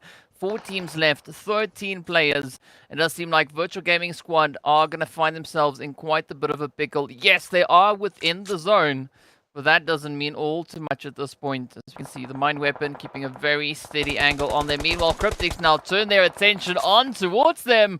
But a little bit of a side order coming through here from URUS as they too start to reach across. That push has to come on through. These teams have to get themselves into the zone, but CRYPTICS are such a threat. You can see they are so hesitant to move out of cover because they know as soon as they take a peek, their helmets are going to go off, they're going to go to the ground. Oh, and you can't afford any of those mistakes to come through at this point. It is going to be Zar now trying to keep up the defensive. Lazy Boy gets taken on down as RUKH returns the favor. But now it's all boiling down to Senke, whether or not they'll be able to get Lazy Boy back into the fight. I love this aggression being shown here from URUS. Just such awareness. And with that, they swiftly deal with the Mind Weapon. Virtual Gaming Squad, surprisingly, still holding on. But Lazy Boy, yeah, looking quite worse for wear. Where will they be able to go? Senke now tries to make the run, and they will be denied entry. As instead, the Virtual Gaming Squad spots them out. RUKH also then falls, and URUS now have to try and pick it back up. URUS, they are just the twinning of CRYPTICS right now. They are also on 14 eliminations. They've been picking apart teams left, right, and center, making me proud, man. But they have to hold the line. We have that final zone. We have 3 more teams that are in it for this winner chicken dinner. But these eliminations are just beautiful. URUS right now, they are just doing everything to try and hold on to as much points as possible. Well, they unfortunately go out in 3rd place, and now it turns down to the final few contenders. It is going to be Zar now holding strong. A 1v2 showdown to see who will be the team to take the victory here to lock in that winner chicken dinner. The nade is out. The push is on. Virtual Gaming DWAS wants to find that final few hits to secure themselves the second winner chicken dinner right here. But oh, where's it gonna go? Zar surprisingly managing to evade the flames of Virtual Gaming. I can understand their hesitancy. They don't want to blindly just rush on forward, and they've got just under 2 minutes left until that blue zone has closed up completely. But here we go. Oh yes, on the money as DWAS secures the head and locks in that winner chicken dinner. What a surprising turn of events. I mean, who would have thought that Virtual Gaming Squad would last that long with only 2 players and happen to take the winner chicken dinner? I love to see it. I mean, just bringing back that name from Virtual Gaming into this PMPL and staying strong, getting a beautiful, beautiful finish there. It is absolutely wonderful to see. But again, DK, we have to consider, does it really make that much of a difference when you've got 2 teams with double-digit eliminations running on high, like we had with CRYPTICS and URUS Esports? I mean, my goodness, man. We had 15 and 14 eliminations. Are you kidding? I mean, we thought it was impressive looking at the first game, right? 2 teams arriving at the end with 10 elims apiece. But now they all just look to push that envelope even further. And I mean, if this is the kind of momentum that we are going to be experiencing, just imagine what we are going to be looking at in match number 5. Look, at this rate, the way in which these teams are adapting to all of these challenges, it's beautiful. It's what we need to see, but it's also bringing in that sense of mystery. We don't know who is going to be taking that winner chicken dinner next. It's ridiculous because there's just so many question marks around these teams and their performances. But here are those match rankings to bring us a few of those answers. We've got 1st and 2nd place tied with 19 total points. Wow, absolutely insane. Just shows you the value of eliminations and how teams get rewarded for that. I mean, absolutely insane. Like the chicken dinner team doesn't even sit at the top. They're sitting in third place with 17 points, of course. Taking a look at the second page. This is where I mean, is this a scary page to look at because all the elims pretty much secured in that first and second place. That is, it is wild, but this is what we were saying. That's what's so exciting about the season of PMPL. We started this trend of very aggressive PUBG Mobile action, and now we've just basically pumped it full of a lot of energy from Monster. Thank you very much, because it is even better. It is even more chaotic. These teams have to focus on aggressive plays. They have to focus on eliminations, or they will fall behind. Placements don't mean nothing, but they mean very close to it at this rate when we've got teams like CRYPTICS and URUS Esports running in high with such beautiful averages. If they keep this consistent in any manner, everyone else should be worried, basically. Well, as we know, right, this Miramar was absolutely insane, and we need to take a look at a few of the highlights from this past match, just to try and absorb everything that we saw, because this was absolutely insane. I mean, Cryptic looking to be such a troubling play to so many of the opposing teams. I mean, they just moved in on Titan, picking up quite a devastating position. But I gotta say, the team that I'm most impressed with is URUS. What they were able to do and how they played their positioning. We said it, we weren't sure how long they were going to be able to hold that power grid position, if they were going to be able to lock it down.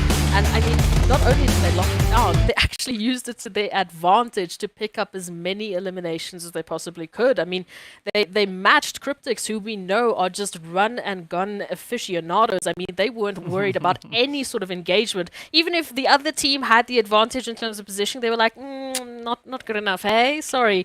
Just running on through, picking up eliminations. It is wild. You cannot for a second take any of these teams lightly. Yeah, and I mean, even looking at URUS's position that they had, right? They were super exposed, especially when they moved into that final few stages, moving in on the eastern side. It was so surprising to see them being capable of doing what they were in that position. So, as we know by now, there's no point in even judging anything that we can see coming through from these teams, because they will continue to surprise us as they step out onto the battlefield.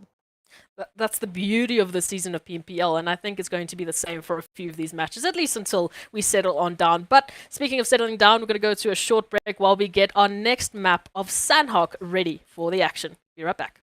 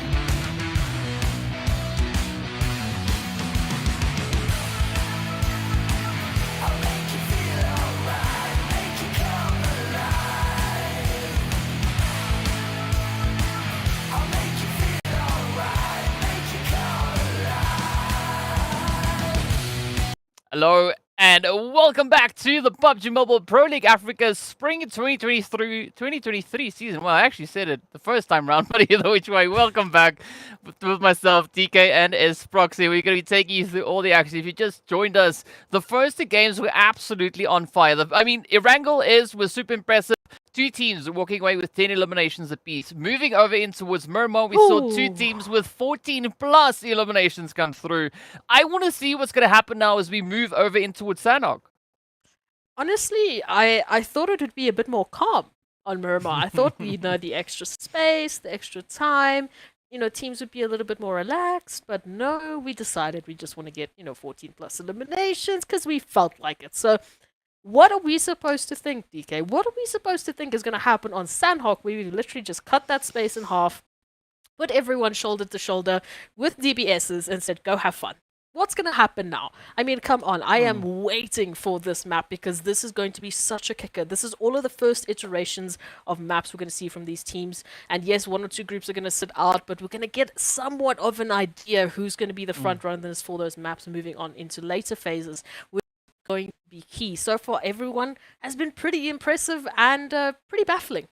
Yep, they definitely have. And of course, the group that is going to be sitting out for this one is going to be the players from Group C. So Group D are going to be joining us back out onto the field. And that, of course, is going to be the players there from RUKH Esports, Smash Team, TIMEOUT, and VST Gaming stepping back. But Black Hand, TIMEOUT Clan, the players from URUS Esports, as well as Vampires, are going to be having a little bit of a rest. So I want to see what is going to come through and who's going to look to shake it up. As we know now, of course, the players there from URUS aren't going to be able to pick up another 14-plus game. So who else is going to be the taker here?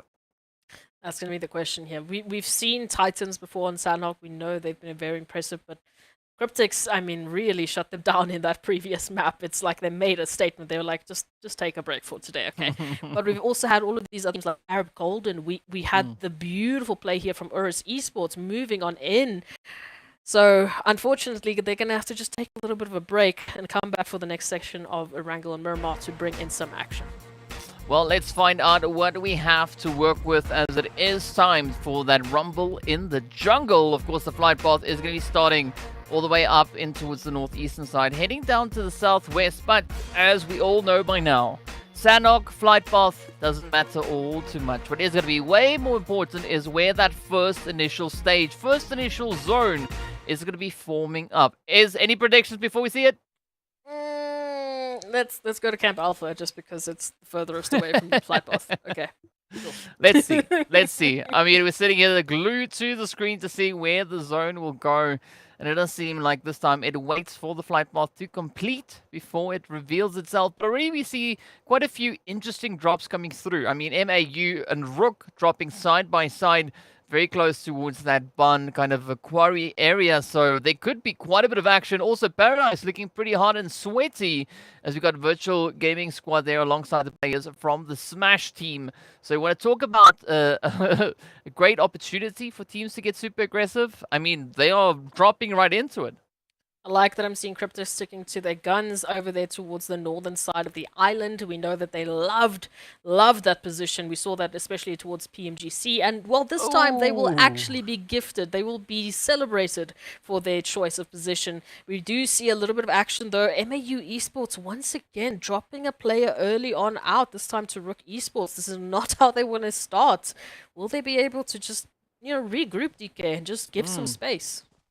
I definitely look forward to seeing the players from MAU picking that pace up, and instead of losing a player early on, making it quite a considerable distance before that then starts to happen. But that kind of growth is what we normally see throughout the duration of the PMPL itself. So I'm hoping that it comes for them sooner rather than later. But speaking about sooner rather than late, we are going to be having quite a sweaty play as we do see the players there from the Mind Weapon also getting ready for a little bit of altercation. They've spotted out Wave, and Wave being one of those teams that are absolutely blessed because they've dropped in towards Hatin and there's no one really around them, but it's also smack dab center zone, aside from Bedrocks, of course. Yeah, aside from Petrox, who is just holding position, waiting for the cavalry. But looking at this, it is going to be quite an interesting move. I mean, I'm happy that we're heading towards Camp Alpha, right? I feel like my prediction was spot on there. But there's a lot of travel now these teams have to make. Thankfully, at Sanhok, it's not like it's a very difficult map to traverse, but there is going to be those semblances of those earlier engagements, like we see here between potentially Virtual Gaming and Smash Esports. They might start up something here towards Paradise, as they are going to just wait and see what other teams might rotate in, because for now they're in zone. They've got some time. They've got some time to play with, just to see what's in the vicinity and to see what they can work with here. What I do like to see, just going back to that MAU point that we were talking about, at least in this instance, they didn't just lose a player for nothing. They did get that 1-for-1 trade. So there's an elimination point to add to the tally. Now they need to hunker down. They've got that foundational play. And for the rest of these teams, all the ones with eliminations, now let's just see how much more they can capitalize. Yeah, there's nothing quite like a fair trade. But speaking about fair trades, I'm curious to see whether or not the Virtual Gaming squad are going to have any luck whatsoever. As you can see, Smash team already starting to move a little bit further on the western side. Not fully committing to that just yet, but meanwhile, it's going to be Triple. Now, looking to bring in a little bit of the action here. They've partially moved across the waterway and now descending down upon the players here from the the mine machine. But where will it go? Because VST then also coming through with a little bit of a cheeky rotation. Oh, yeah, this is going to be a bit of a tough one here for the Mind Weapon.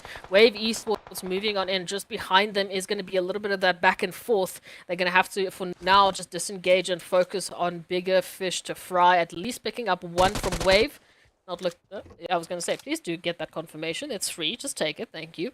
But now, VST moving on in. That action is going to get even hotter because we've got Triple Esports coming back for revenge. So a little bit of a third party potentially here for VST if they play their cards right. But right now, they are just taking hit after hit after hit. Oh, but I like that position coming through for Vista, right? They've got quite a bit of a Vista to play from, and I want to see how that one is going to turn out in their favor. Meanwhile, the Mind Machine down to 2. We did see some great plays coming through from Max with that nade over on towards Miramar, but will they have any such luck? Zar also just going to be riding at the edge. But a very, very troubling position here because they got not only the players from Triple moving in, we got Vista, we have Wave also just holding on to the northern territories. But there we go, a cheeky hit getting hit on up as Thor swings that hammer and gets the knock in. Oh, okay. I'm gonna eat my words if this is gonna be the case. But let's see how much further they can actually take this. Vista have backed on off. They're holding that northern ridge line. They're just allowing some space to be taken here. The Mind Weapon down to 2. And quite split up, unfortunately. Triple Esports can definitely capitalize. Just isolate Max here, take them out, and then pick up that extra elimination. Maybe look for a different route into the action, or just holding the position for now. We can see Virtual Gaming, RUKH. Well, RUKH specifically, unfortunately, didn't find the company they were looking for in Paradise. Yeah, it is going to be a little bit of a different Paradise coming through now, as RUKH still holding on here. I mean, they still have 2 players up, but that is going to change up the entire approach here, as we can see them now just moving further away. It is going to be Rami and Puncher rather, trying to instead focus on their positioning closer towards that more centralized territory and leaving Virtual Gaming Squad to have Paradise, at least for themselves, for the time being. But Arab Golden, they also then on the move, and we could see them potentially stopping up right here. Yeah, that rotation line is very, very close to Paradise. I'm not quite sure if they're going to stop. Hey, we have a little bit of a botation on Sanhok. It's been a while since we've seen one of these, so we have to say thank you to the World of Battle for showcasing a little bit of that boat action. But they've got quite a while to go. I hope they'll be able to make it. Though with Sanhok, we know a little bit of a change in the blue zone, DK, so heal off strats are not quite the meta anymore. There's no opportunity for that, really, so we need these teams to get into zone as quickly as possible. Yeah, especially now that the placement points have been drastically reduced. It all comes down to the aggression and how much aggression these teams can bring through. But I like the push coming through from CRYPTICS up north. As we can see, they've slightly moved out of that cow position, centering up quite a bit more. And that could be the kind of play that they are looking to bring. But also, look at Smash team, right there on that edge of the waterway, but the zone now revealing itself, moving further in towards that northwestern side. That's going to allow a great opportunity, especially for a team like GREEDYFORKILLS, now to just ride that western edge and maybe strike at a little bit of a later time. But for the time being, it is going to be Zar. Oh, about to get pushed as CRYPTICS now. They found them in the little shack. Oh, beautiful DBS. Here is Marshall. Kind of regrets knocking on the door, but let's see where this one goes, as that is a very tough play now to make for the mine weapon. I mean, name a better duo than Sanhok and the DBS. Come on. This is why you don't want to open doors on Sanhok. You never know what's going to be on the other side.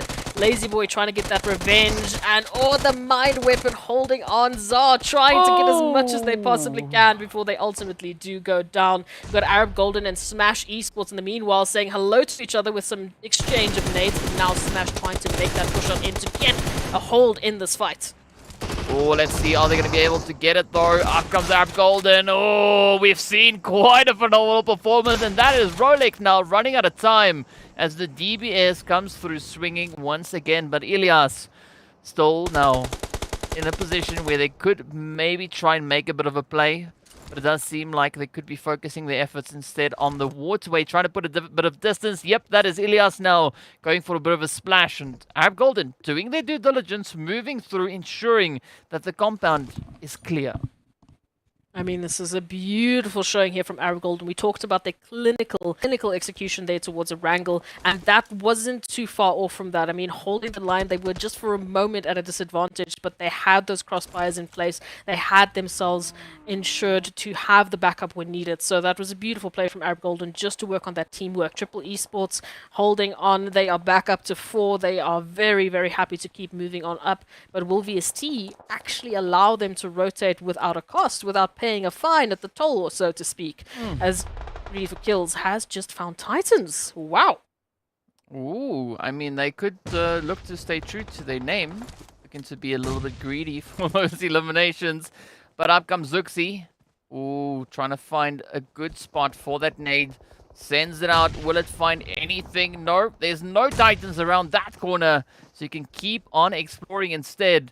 It is a quick play coming through there from Teak, and man, Titans definitely quite a formidable force, as we saw in those previous seasons coming through, leading up to this point. But Axe are not going to be able to survive that, at least not for the time being. But look at Wave Hemo also just trying to sneak on in. So this could turn into a very exciting altercation. But GREEDYFORKILLS, they have their eyes set on the Titans. Oh, this is beautiful. Just applying so much pressure to a team like Titans. I feel like everyone has just sat down and be like, yes, we understand who you are. We respect you for your previous results, but we are here to take you out. We are here to be the next champions of PMPL Africa. I love that energy, and I want to see them actually be able to succeed it, because it's going to come down to timing. It's going to come down to their execution, whether or not they'll be able to pull it off. We can already see Titans just backing off, giving space, trying to get themselves into safety to hold on to this compound for as long as they can. With that zone moving in, they have a little bit more time, DK. Yeah, but they also have the experience, so they kind of know how to handle themselves in the situation. But I'm not quite sure if they've accounted for Wave. We can see now opting for a bit of a 2-1 split, right? Holding up a slight bit of a gatekeep, if you could even say it. Well, if it is a gatekeep. But the team's still going to try and play the best possible position they can. You can see Titans now looking to move forward, trying to find at least a bit of a play to make here. One thing we do have to consider, the elephant in the room, right, is that zone is literally cut in half in terms of the playable space. With the river, with the amount of water that is involved in that zone, there is going to be that fight, that push for supremacy of location and real estate that these teams can hold on to, because if they don't have a footing into this next zone, they're going to have to jump into the water, and then they're just going to be fish in a barrel. So let's see how Titans can hold on, because they are getting slowly but surely pushed onto the coastline, and they do not yet want to go further. Yeah, and I think the big problem with that coastline is going to be the potential shots coming through from the opposite end. As you've already said, right, that waterway is going to be splitting the zone in half. So normally that would be a decent kind of play to have, but at this point, it could be quite a bit of a problem to work with. But Titans now just falling back into the hard cover, and I think this is a great reset opportunity for them. Meanwhile, it's going to be the players here from MAU They've spotted a bit of that Broly action. Vortex now trying to find it, but as we know, Broly is not going to be one to be meddled with, and instead Vortex has to try and patch up that health bar. But a very spread out approach coming through here from MAU. A very, very one-on-one, very isolated play that they're looking to make. We keep saying that about MAU, but maybe this is the strength that they're trying to work with. We'll see if it works out for them. Broly is, for the time being, quite isolated, is trying to fight for their way out of this space to just get closer and closer towards their teammates, so at least that they could have their back if they should take an engagement here. MAU, in the meanwhile, trying to close that gap, trying to find an angle to work with. We can see Arab Golden just on the high-rise. Beautiful crosshair, but Vortex, for now, using these buildings to their advantage, keeping that cover in check. I'm curious to see what's going to come through from the rest of the Arab Golden team. Right, we know at least they've got that front line in, and there we have our answer as the coverage comes through.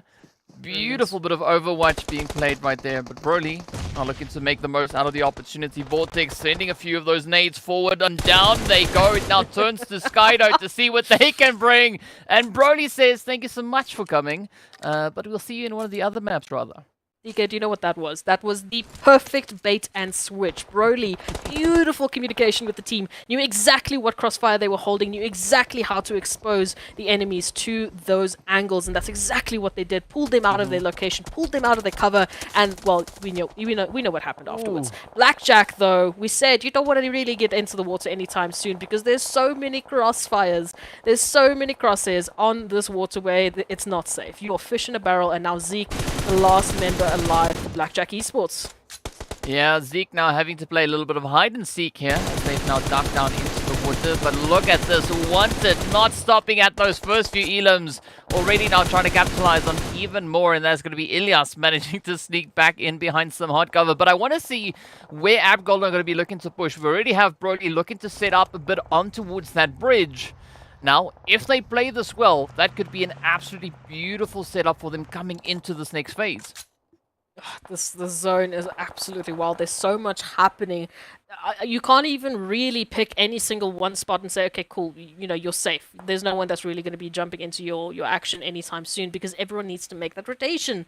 Everyone needs to fight for position in the zone. You can see Triple holding a beautiful line of sight onto those locations here, just under the bridge, trying to find as many eliminations as possible. Back to Titans, they have been zone blessed, so they don't need to make a swim. Same with Wave Esports, same with the World of Battle. They have compounds, they have cover, they have zone. But can they keep it? Because we've got Virtual Gaming, RUKH, we've got so many teams trying to fight their way into the zone.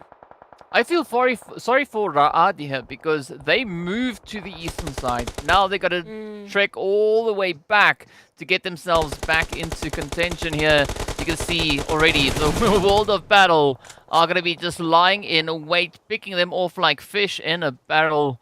And it is now Rami trying to maybe sneak in towards their teammate.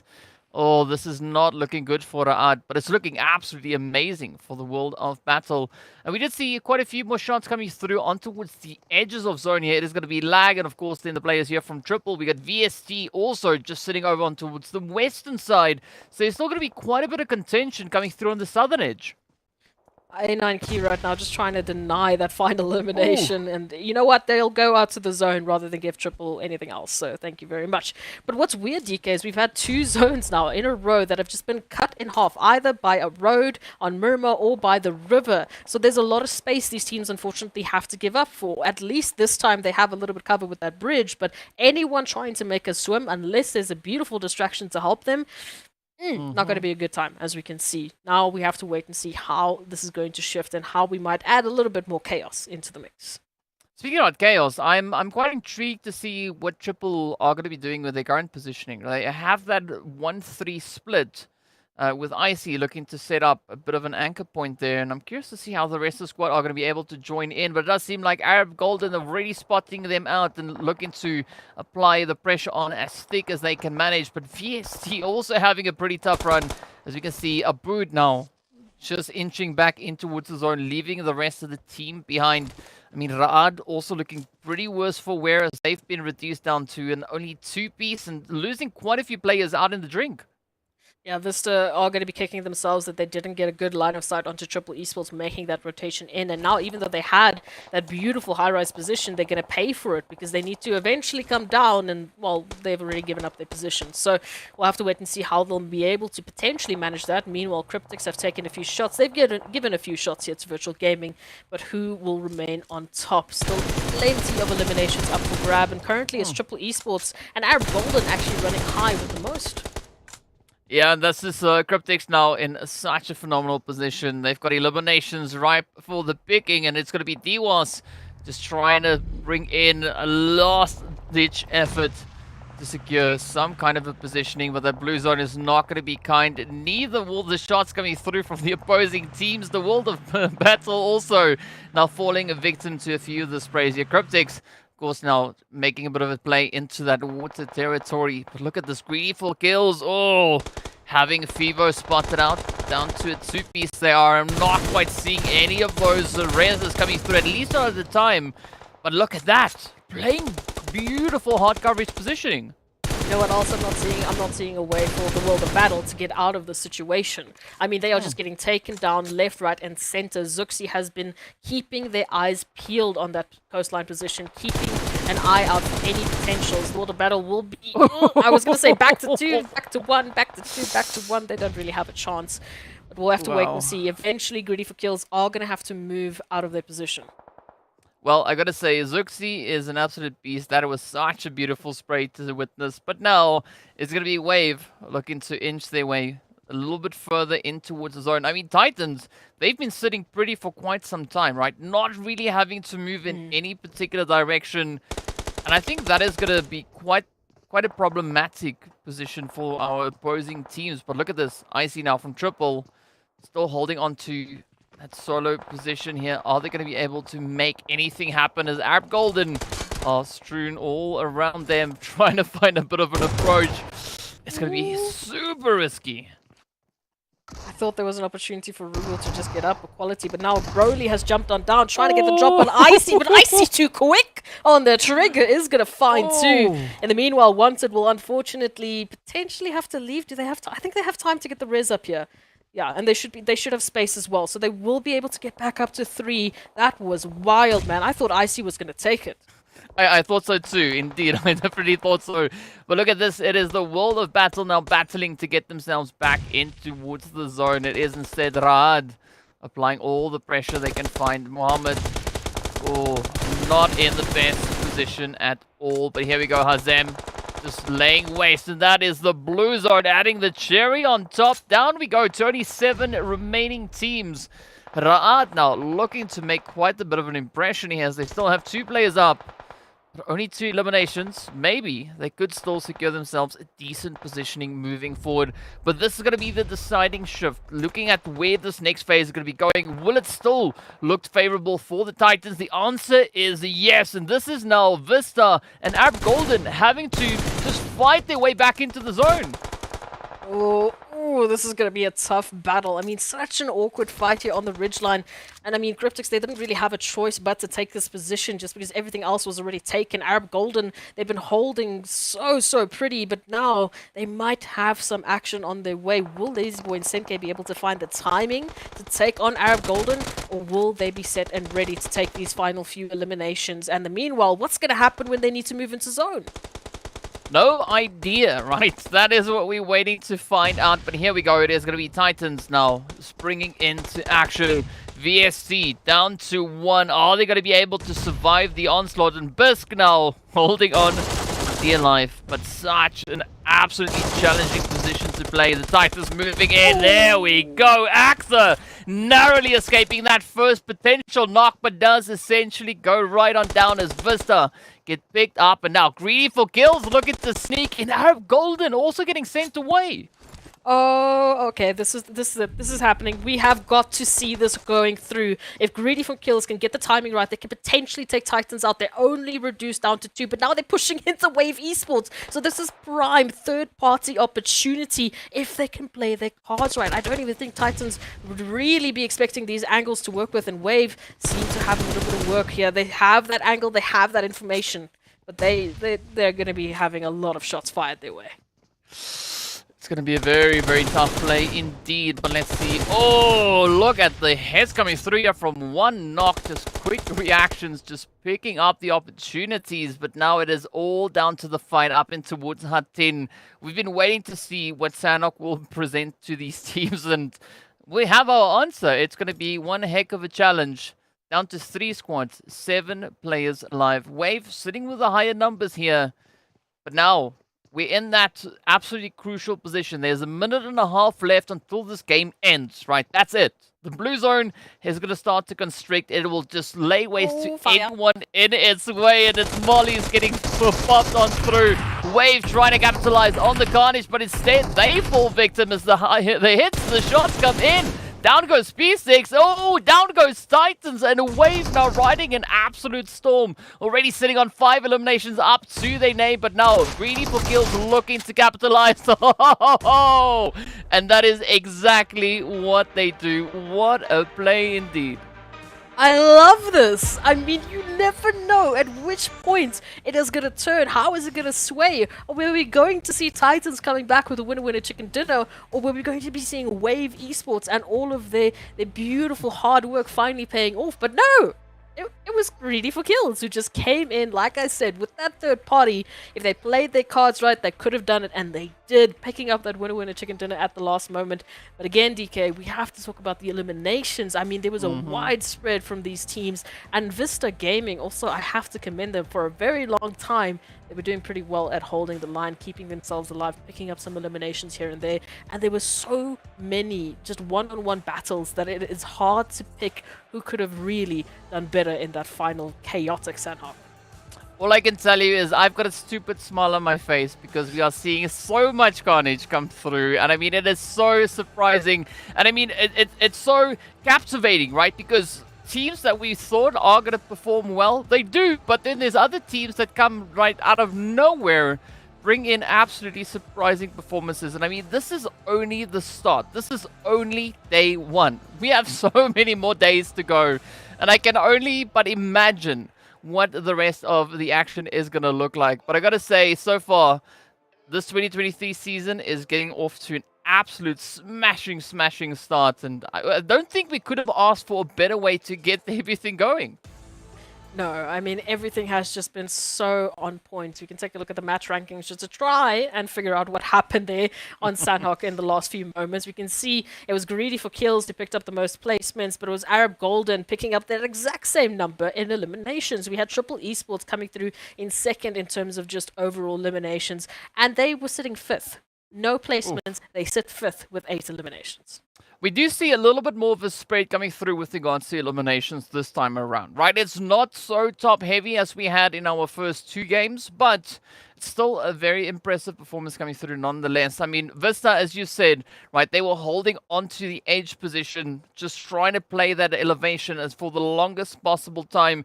We did see Abood also rotating forward into zone, then having to backtrack all the way to get their players back up again and continue with the fighting. But the zone was absolutely relentless, and we just love seeing all the surprises that, you know, the game's throwing at them. It's been very interesting, but let's take a look at that recap and check out our highlights.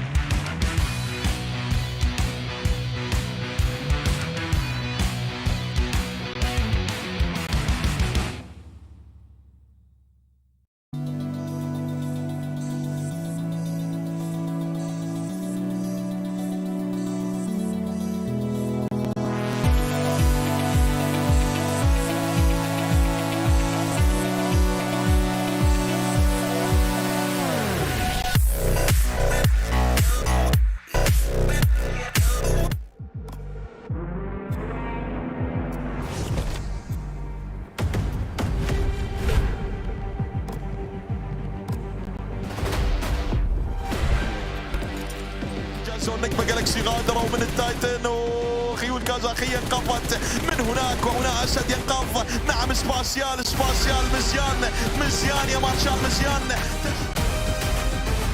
هذا الزون يحاول انه يدخل زون، لكن خلينا نركز هنا مع هذه الفايتات. بسيخ بإصابة ثانية مؤذيتين بإصابات مؤذية في صفوف الشاذوين المكشوف. يا الله يغادر على يد الأرأيت بيبدأ. لا لا لا لا لا لا لا لا لا لا لا.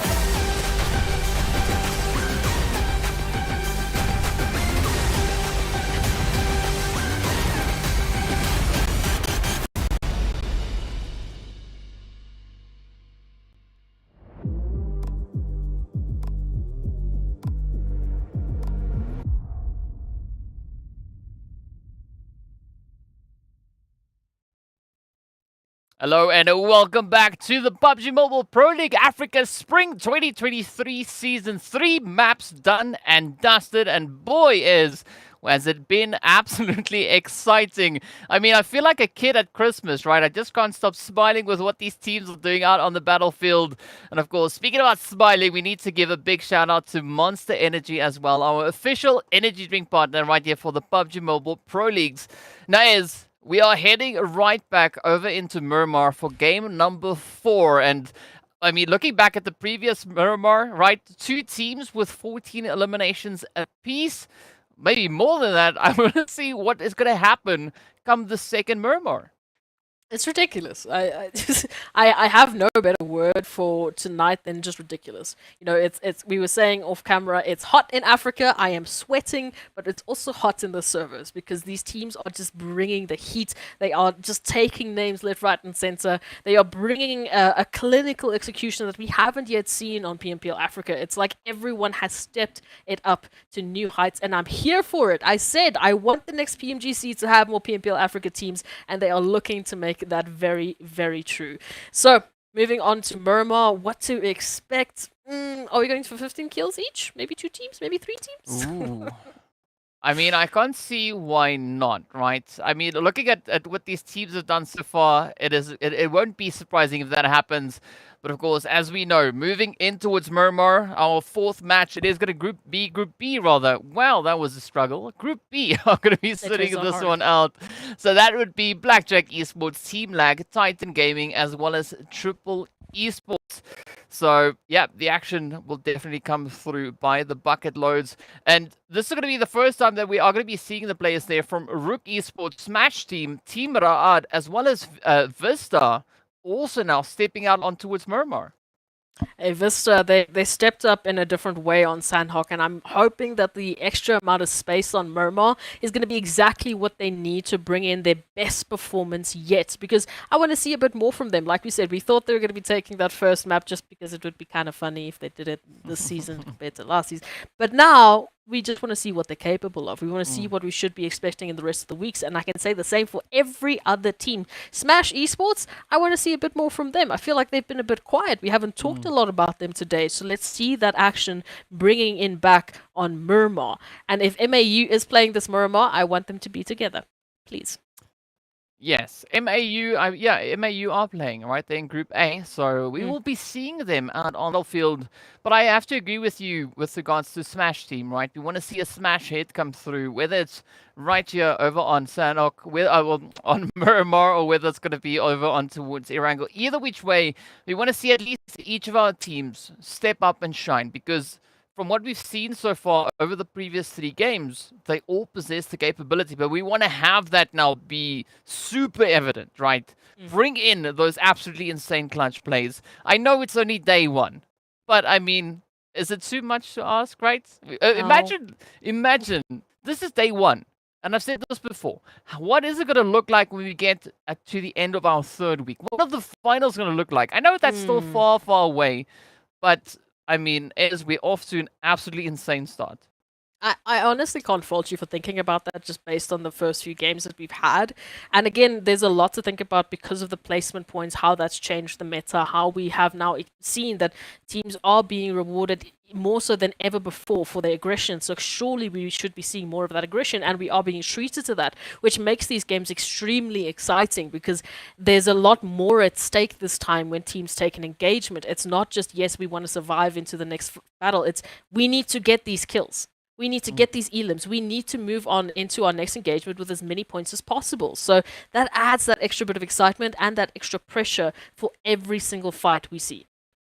And of course, I'd love to hear what our viewers are thinking as well, right? Do you agree with our statements? Do you agree that it is an absolutely insane start to the action here? Hit us up on social media. You can hit us. You can, of course, reach us on Facebook, on TikTok, as well as on Instagram. But as we were talking about, right? This is only the start. We are on Tuesday, the 21st. We still have so many more days to go. And from what we've seen in previous seasons, that it builds up exponentially, right? There is a slow, steady increase as we progress, not only through the days, but also through the weeks. It's gorgeous. It's gorgeous to see these teams already stepping up on the first day, making sure that they are looking to be the absolute best from the get-go. I love seeing this energy. I love seeing what they can do, and I want to see more on the second iteration of Miramar. Well, we aren't going to have to wait all too long as we jump straight into it. The flight path is going to be starting up towards Campo Militar, all the way in that northeastern side, and heading straight over to a very comfortable western spot, right? Just about Sten Nuevo. But I think the big kicker in this one is going to be that first initial zone, right? Is it going to be complementary? Is it going to be a little bit more wacky? Will it move down towards those far southern edges? But of course, you can't disregard our insane performance that we have just here on the left of the screen. I mean, one knock coming in with some pretty strong numbers and being just ahead of Marshall and Senke, that says quite a bit. It does say quite a bit, especially as we're moving into Miramar of all maps, where we saw CRYPTICS just bringing in their skills, bringing in their absolute best shots as they were just running and gunning into every single possible team they could find. So we know they're comfortable on this map, but now who can really put up a challenge up against them? We can see Gaddafi and Koa being very close to Senke in terms of those knockouts, but we need to see a little bit more crucial facts. We need to see some concrete facts to see who's going to be taking up that challenge. And we head towards the south, DK. Los Leones, Smackdown, center zone. Oh yes, oh yes. I mean, this is going to be a spicy play. Already, like, you usually call this what, a packet of Smarties or Skittles? What is it? Whatever. Skittles. Yeah, Skittles. We do see quite a few Skittles up in towards those northern territories. But as we know, the teams are going to start with their trek heading down towards those southern sides. And we could potentially see a few aiming for Impala, maybe moving all the way in towards Puerto. But if we look at what we have cooking right here, I think Vampires are going to be looking to potentially maybe get themselves looted up relatively quickly and then move out of San Martin. But URUS, I don't think they're going to be looking to allow too much of that. Well, we know the last time we saw URUS on Miramar, they were the second highest grossing team in terms of eliminations. So it doesn't look like they want to stop anytime soon, but this time they might be the ones on the chopping block. They might be the ones that are challenged, as Vampires will be coming through from under them. So that is going to be something they need to consider. If they can hold their ground, they can really walk away with some beautiful eliminations. And they are split into a very different tier because now they don't have all of that, surrounding cover. They're not the ones pincering everyone else. They're the ones being pincered. Do they have the equipment? Do they have the setup to actually withstand this, is the question. It's going to be a tough play whichever way it goes, but we'll find out soon enough what that will be. I mean, this is a pretty close call. Oh, no. Bum. Why? Down goes Bum. MAU again losing their first player in the early stages of the game. It is unfortunate, but it is what it is. And again, MAU going for a very spread out play. Very, well, nearly the exact drop that they had in the previous Miramar. It's perplexing to me, DK, because obviously now we can see they're doing it on purpose, right? It wasn't because we said the last time maybe it was because of the drops, maybe someone took their initial position, but they're in the exact same spot. They're going for smaller loot drops, but they're going for them individually. So that does mean that if any team drops next to them, the exact same thing happens. This time at least it wasn't Vortex going out first, but it is still MAU dropping a player early on. So it is clearly a part of their strategy.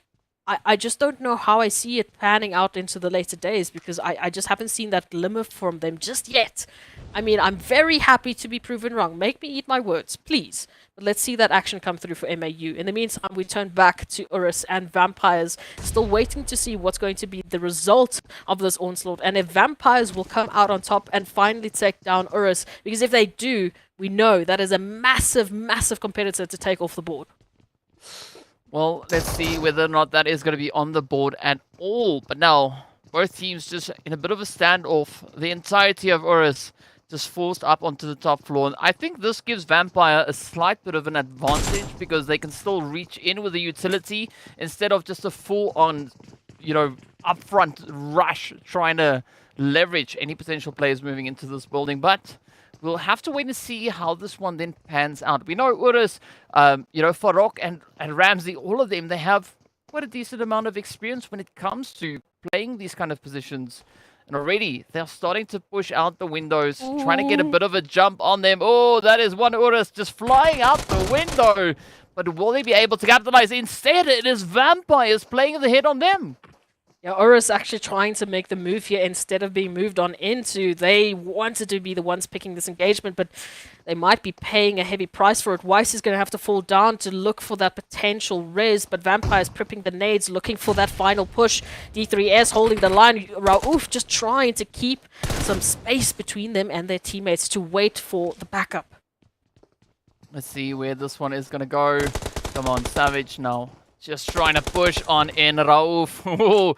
Having to find a little bit of a different approach here. But look at this. D3S just picking up Ramsey. And now it's going to be that rush opportunity. Farok already moving into position. Finds a bit of damage. Oh, down they go. And this could be Vampires just sucking the life out of URUS. Oh, this is perfect. This is literally Vampires taking a book out of URUS's playbook and literally turning it on towards them. That beautiful spread out. As soon as they saw what URUS was doing, they were the ones who spread out. They took them down bit by bit. They dissected them like the perfect project. And now they will be picking up those 3 eliminations, looking for the final one, looking to take URUS off of Miramar is going to be a huge, huge, huge opportunity for them. We always say, take out your opponents early. Not only do you give yourself that extra space, but you take away the challenge for the later zones. This is Weiss now. Potentially getting caught in a bit of a vice here. Oh, yep. Down they go. And that was Savage as URUS now get eliminated. And Vampires, oh, sitting on 4 elims to their name. Beautiful wipe coming through. And Ninja just, you know, picking up the majority of the eliminations. But that was an amazing run coming through from Vampires. Now comes the hard work. Now comes the relocation back into the safety of that zone. Oh, we love to see it. Just that immediate turnaround, you know, with teams placing targets on their backs, with them stepping up for the challenge, doing well, you'd almost think that, oh, the rest of the teams are going to get scared off, right? Not the case. Vampires, they step on in. If they could see who they were playing with, they wouldn't really care because they're going to treat every single opponent like the same one, everyone on equal footing, because that's what they have to do if they want to be the champions. If they want to be the ones reigning on top, they need to take every single challenge head on, and that was a beautiful execution and showcase of their ability. Now we can see the mind weapon, well, trying to run away from virtual gaming right now. We're just throwing some beautiful shots, but they actually get a bit of the taste of their own medicine.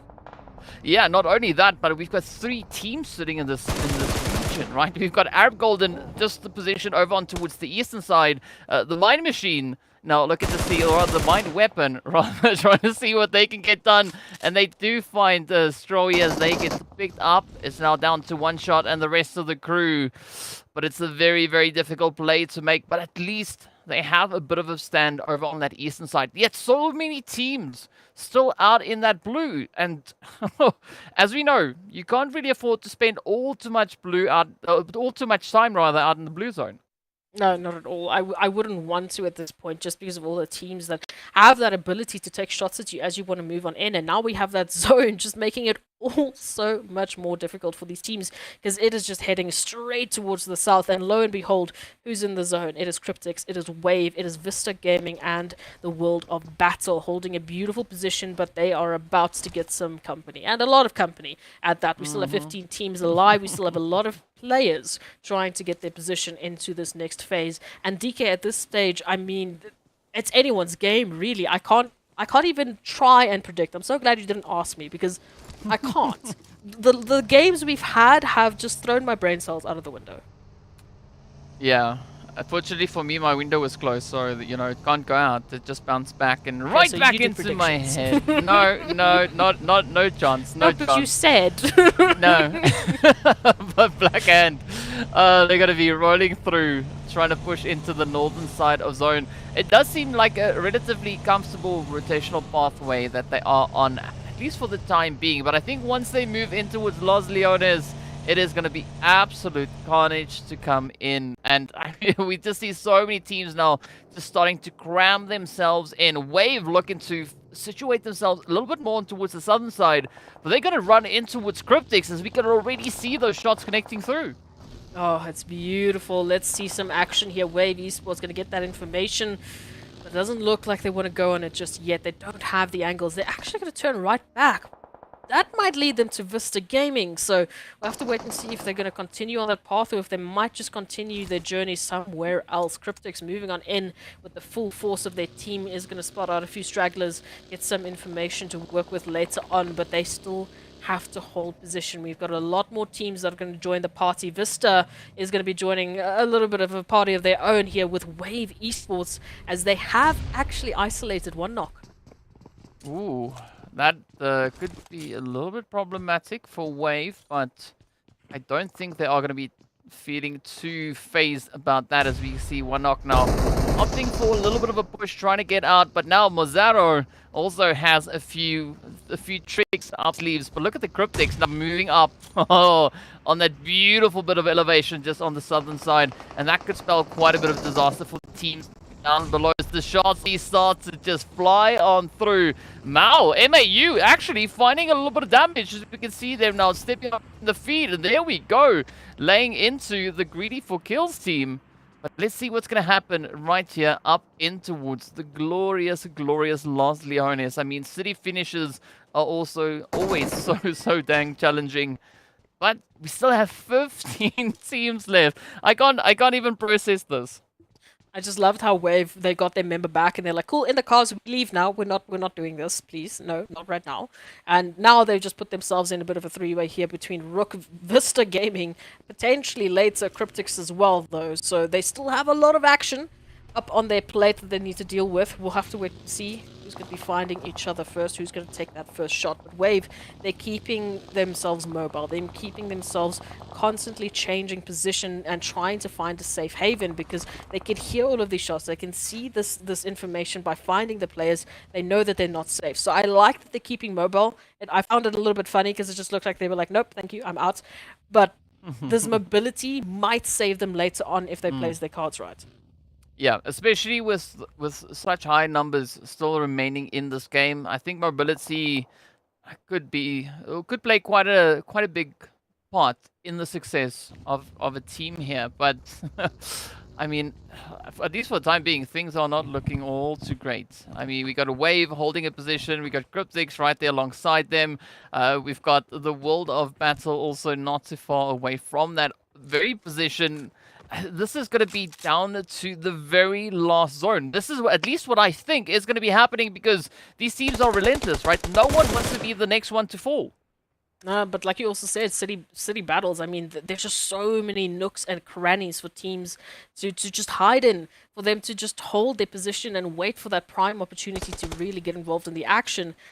So it will come down to the wire, because no one wants to stand up These placements have made such a difference, and we've only had a few maps to actually witness its change here in PMPL Africa, so it's absolutely brilliant to see. But we still have more teams making their way in, making their rotation in, trying to find a little position for them to nestle in, and it's going to be tough. I mean, space is running out at a rapid pace. But there's an interesting thing that I'm noticing here is like we still have all these players, all these teams, a lot of movement, but we're not seeing anyone really getting sent anywhere, right? They all just keep repositioning.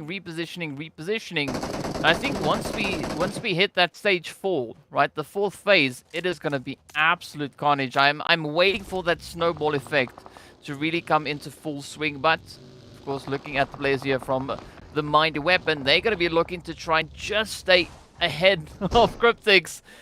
I mean, it's such a back and forth, but even looking into the city, the teams are just holding a steady position. The mobility makes sense, right? Because the key here for every team is that they want to get eliminations. And the only way for them to get that is just pick engagements that they know that they can win. So by doing that, they need information.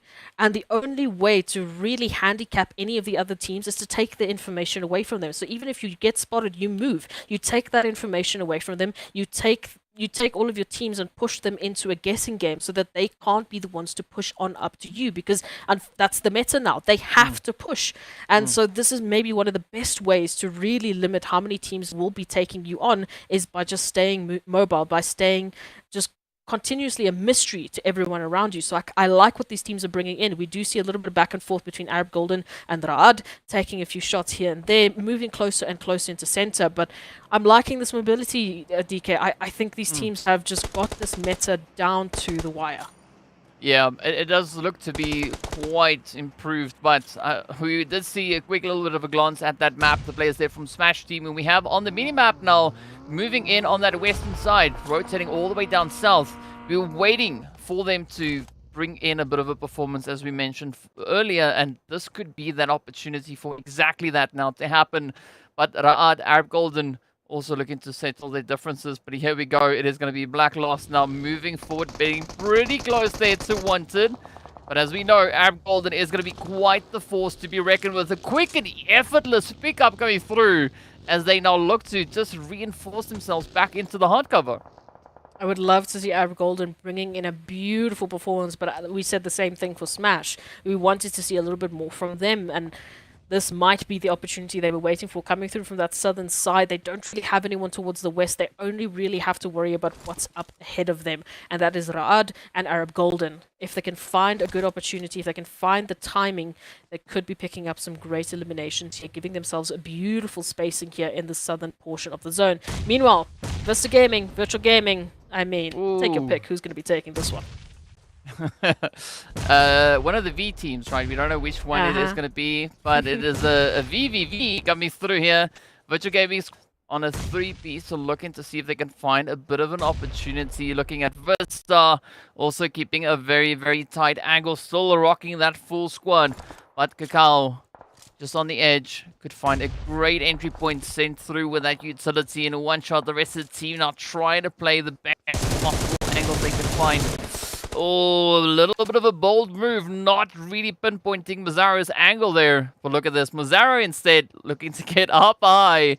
And we could see those utilities now getting flung across. But so much awareness being held by both teams here.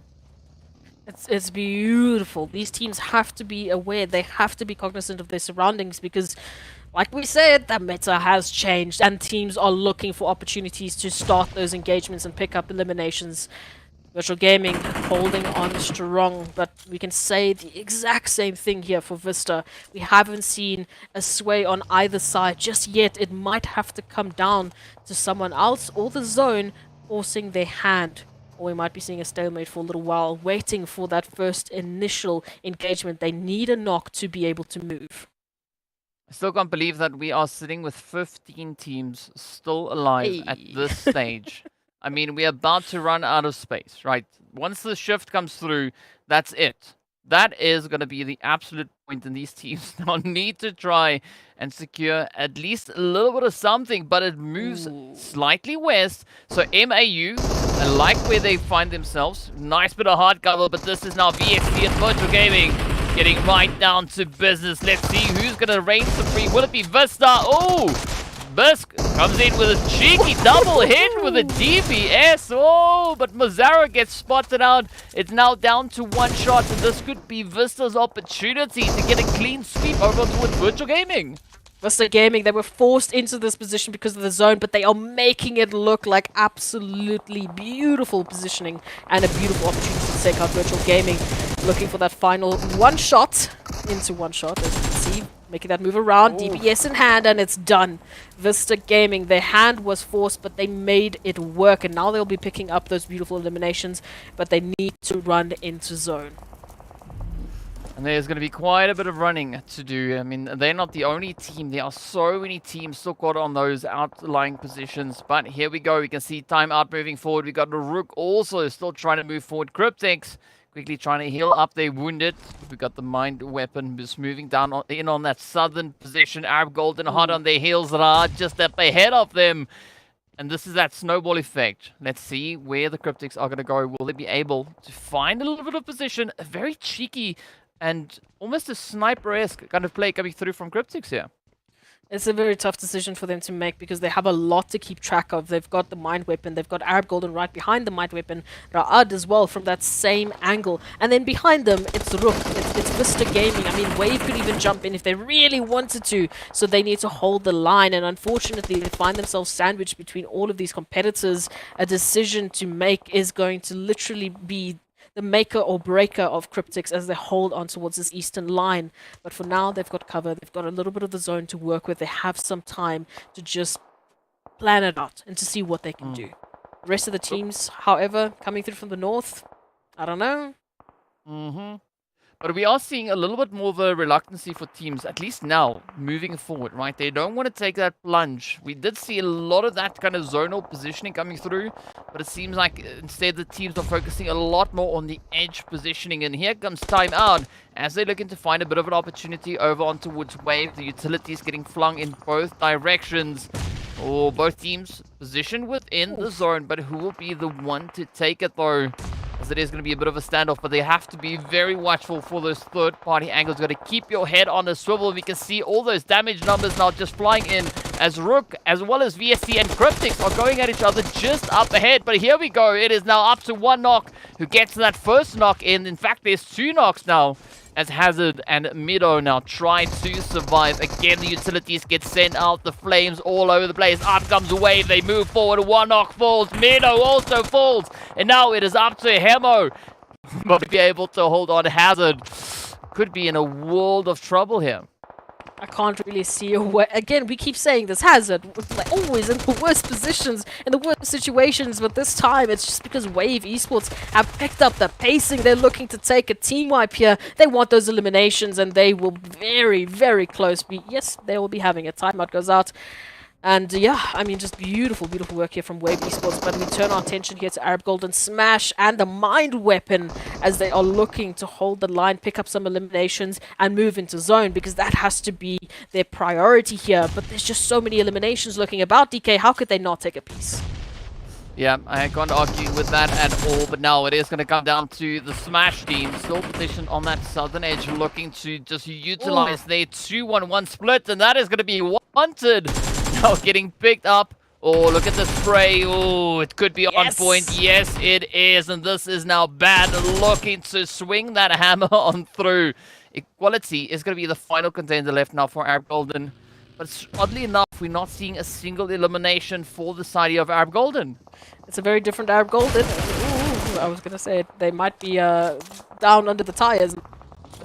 They might be holding on. We've got a lot of teams moving in from the southern position here. The Mind Weapons still have to make their move. Smash after the back of a beautiful couple of eliminations. They need to get themselves out of here, and I don't think they'll be able to do that. The Mind Weapon and Ra'ad in the meanwhile looking for that back and forth. Oh, but come on. That is now a very tough position to move forward. Oh, Max getting hit. Up comes the white boy, looking to bring in a little bit of that reinforcement. Ra'ad looking to hold up a strong defensive line, even though the numbers don't seem to be in their favor. It is going to be Azam. Oh, down they go. White boy staying true to their name, getting the wipe in right there.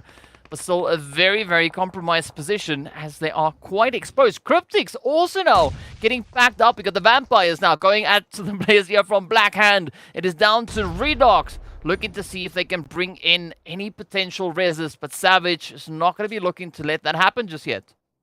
Oh, that nade going to be sent on through. Oh, it's going to find Storm. RUKH will just narrowly escape, but they are reduced down to only 2 standing members of the Black Hand, with Plaza slowly but surely potentially going down. Yazan is going to close that gap, looking for that final shot into Plaza. Might reduce Black Hand completely down to only 2. Right, so now it is a little bit of a standoff coming through here. I mean, it is Yazan holding strong. Really able to find it though. Oh, come on, Vampires. They have a great opportunity, but Black Hand gonna be looking to bring in all the upsets as the nade comes through. Koa finds a doozy. Now, one player stands between Black Hand and possession of at least this northern territory. It's gonna be none other than Ninja, and up comes the hit, and Koa locks it in. What was that nade, Koa? Come on! MVP surely for Black Hand in this Miramar match, as they just got the perfect double nade to find themselves that opening into that engagement and just to shut it down completely. What a beautiful revenge play. But now we need to see if they'll be able to carry it on forward. At least they are left to their own devices in that northern side of the zone, but it has shifted towards the center. So almost everyone, except for Greedy4Kills, at least one of Smash and one of the World of Battle, will not have to move. But oh, this is going to be a tough time. Well, let's see what's going to happen. Black Lost now just trying to ride this ridge. We got the Mind Weapon positioned up ahead of them. And looking at the numbers left for the Mind Weapon, I don't think they are going to be posing too much of a threat here for Smash Team. But we are yet to see what Smash Team is capable of. I mean, already they are sitting up on 8 eliminations. So, you know, don't discount them just yet. They could still make quite a bit of a splash here.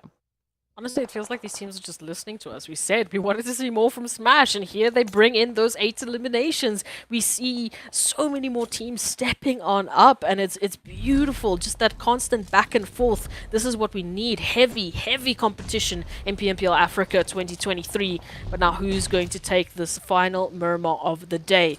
Let's see Koa on the prowl here, potentially with Wave's number. But if we look at the positioning, I mean, it is Black Hand definitely focusing their efforts forward. It is the World of Battle now, just trying to pick up a few plays. Well, look at that, Koa sneaking in even more hits, already sitting up to 5. Oh, the nade comes in, and that is Muhammad with a pinpoint blast there. But where will it go? As the World of Battle are going to be battling to defend this compound. They got a Wave on the one side. Black Hand moving in not too far away. Koa finds the hit, but goes right on down. Wave now down to a one piece, potentially, if Hemo can't secure that res. And that is MAU also then getting packed on up. And here we are. 6 teams remain as that is all. And oh, that is Wave following suit. Oh, the World of Battle, they have finally stepped on up in a very concrete manner on a Miramar top 5. They find themselves in with a beautiful bouncy of eliminations, but how many more can they add to the tally? Smash, I mean, I have to give it up to them. They have stepped up in ways I couldn't have imagined. They are our elimination leaders. Only 2 ahead of the Black Hand, who are also holding on strong. We can see these teams moving on in. Smash from the south. They do have at least one person that they would have had to worry about. The Mind Weapon going down. Just one more from Greedy4Kills. That could be a bit of a threat or a bit of an annoyance as they want to move into zone. Oh, let's see what's going to happen here. Smash definitely looking to make quite a bit of an impression here. I mean, they are down on that southern edge while the rest of the teams are pushing in from the more northern territories, but we still have Nossa also just hanging around there for Greedy4Kills. But look at that as Black Lost gets re-knocked. And now this could be the World of Battle looking to make things exceptionally difficult. Nothing has been decided just yet. The only thing we know is that that blue zone is going to start closing in yet again. And once it closes, it is that time of the day. No more phases, only blue. So the team's really having to settle their differences here. But I'm loving what the World of Battle team is doing at this point. Still just keeping a very strong cohesion kind of position over on towards the eastern side. I was going to say the Black Hand, though, is going to be the defining factor here for the World of Battle as they move on out from the northern side. They flanked the World of Battle. They've already found one knock, and you can see they're pushing on up for those confirmations. They want to make sure this 2v4 goes in their actual manner, but unfortunately, the World of Battle, they're holding strong. Well, let's see where this one goes. Oh, RUKH finds a bit of a hit. Now comes the full send, so low on the health bar. Oh, and Mohammed with a beautiful jump shot to close that one out. Black Hand getting sent out in third place. Now it is going to be Smash up against the side of World of Battle. But World of Battle sitting on 8 eliminations, only 1 player up. And this is now quite the difficult position that Mohammed finds themselves in. Right, going up against a full 3-piece with decent health bars. And they now need to try and bring in that res, but up comes the hit, the spray, the eliminations start to fall, and there we go, Smash Team finishing off with an exceptional, glorious winner with a chicken dinner. I was a bit worried towards the end. I thought they were giving the World of Battle too much time. But I mean, speaking of timing, everything just had this weird, like, final second change up. I thought Black Hand had everything in their place to be able to take out the World of Battle. And then we just saw that quick switch around here from the World of Battle. They've managed to actually survive that as only a 1 out of 4 standing, and then Smash just taking out GREEDYFORKILLS, coming through for those final hits. I thought there was an opportunity for the World of Battle to recover, but thankfully in the last second Smash, they made sure that they closed out their wondrous Miramar map with a beautiful winner chicken dinner, because they deserve it. Honestly, they stepped up, and we asked for it, and they stepped up in a massive way. That's a smash hit if I've ever seen one. So well done to them. Well played. And doing so with a pretty strong and healthy dose of eliminations. We are going to be looking at those map rankings momentarily to see exactly how many points these teams were able to secure. But of course, again, Miramar not disappointing. These teams stepping up, being dealt such a difficult hand with regards to those zone shifts. But they just keep on keeping on, and it is just action all over the place. It's what we like to see, and it's what these teams, we've been waiting for them to give to us. But as we take a look at those match rankings, we can see Smash Team picking up 13 elimination points. Right behind them, we've got the World of Battle and Black Hand, who also did phenomenally there towards the final moments, even just as a 2-piece. We can see a few more eliminations spread up amongst the top 8, but as we go to the second page, it's looking a little bit more dire. We've got a few teams sitting on 0, unfortunately, DK, but at least there's some eliminations towards the second page. Yeah, I mean, at least, we gotta hand out those bags of donuts at some point. So unfortunately it was Arab Golden, RUKH, and of course the players there from URUS. But it just shows you how unpredictable all of this is, right? Teams that have been performing exceptionally well in our previous games coming into yet another match, and things take an entire swing, moving in a completely different direction, a direction we would never really have thought. That seems to be the theme of today, right? Again, this is why we had to stop with predictions, because we can't say anything anymore. Statistics are out the window. These teams are bringing in performances like we've never seen before. But let's just remind ourselves while we take a look at those highlights.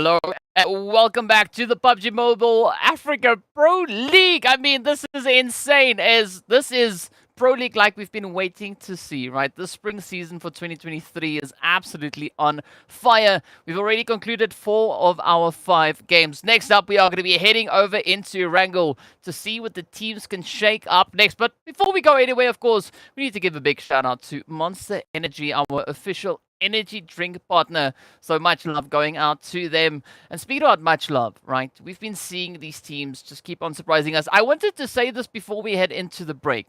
Right, you were saying that we can't make predictions anymore because everything is so unpredictable, right? Wild. But I guess the thing is, we got to decide who's the team that we think will be the most unlikely team to maybe potentially win that chicken dinner, and that's the team that we go for, right? The team that we think like, we haven't seen anything from that, and then they step up. Reverse psychology on our predictions. Okay. Yes. Okay. Yeah, no one comes to mind. Yeah, no, same here. Don't worry.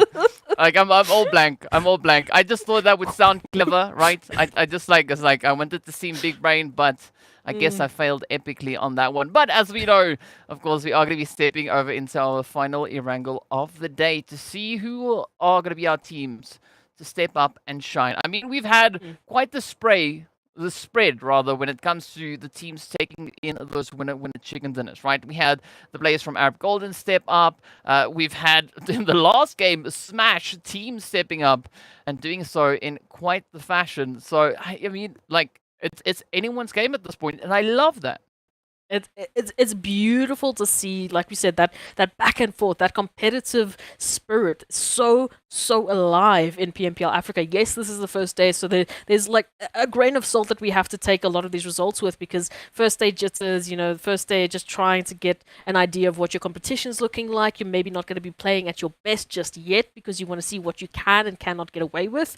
But these kind of days are what make me excited, because I keep saying it. If we can have this competitive back and forth, if we can have some of the best teams being forced into a corner by new faces, by new challenges, it means that there's a very, very healthy competitive spirit in Africa that is going to actually facilitate new champions in PMGC, in everywhere else. And that is crucial to having an esports just being absolutely just sort of rising from the dead almost, because we are having new talent being brought into the scene. We are having a new resurgence of skills being spread out amongst these competitions, and that's how you get to the majors, man.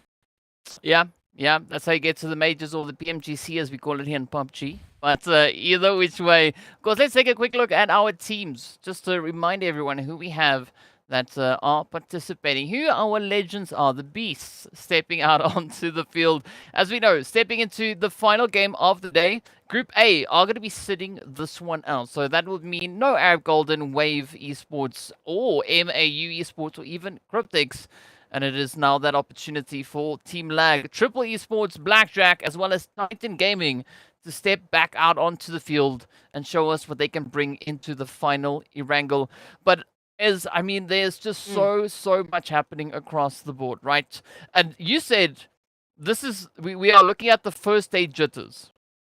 Now, if the level of performance that we are witnessing right now is the jitter stage, I don't want to see what these teams are going to look like when they step out feeling like a super confident team.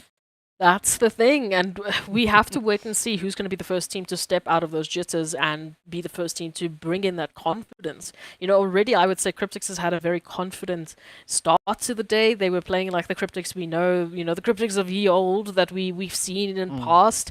They don't really look shaken up by the new challenges until you go to the next map, and then all of a sudden they get taken out in a 2v4 because just we can't do that now.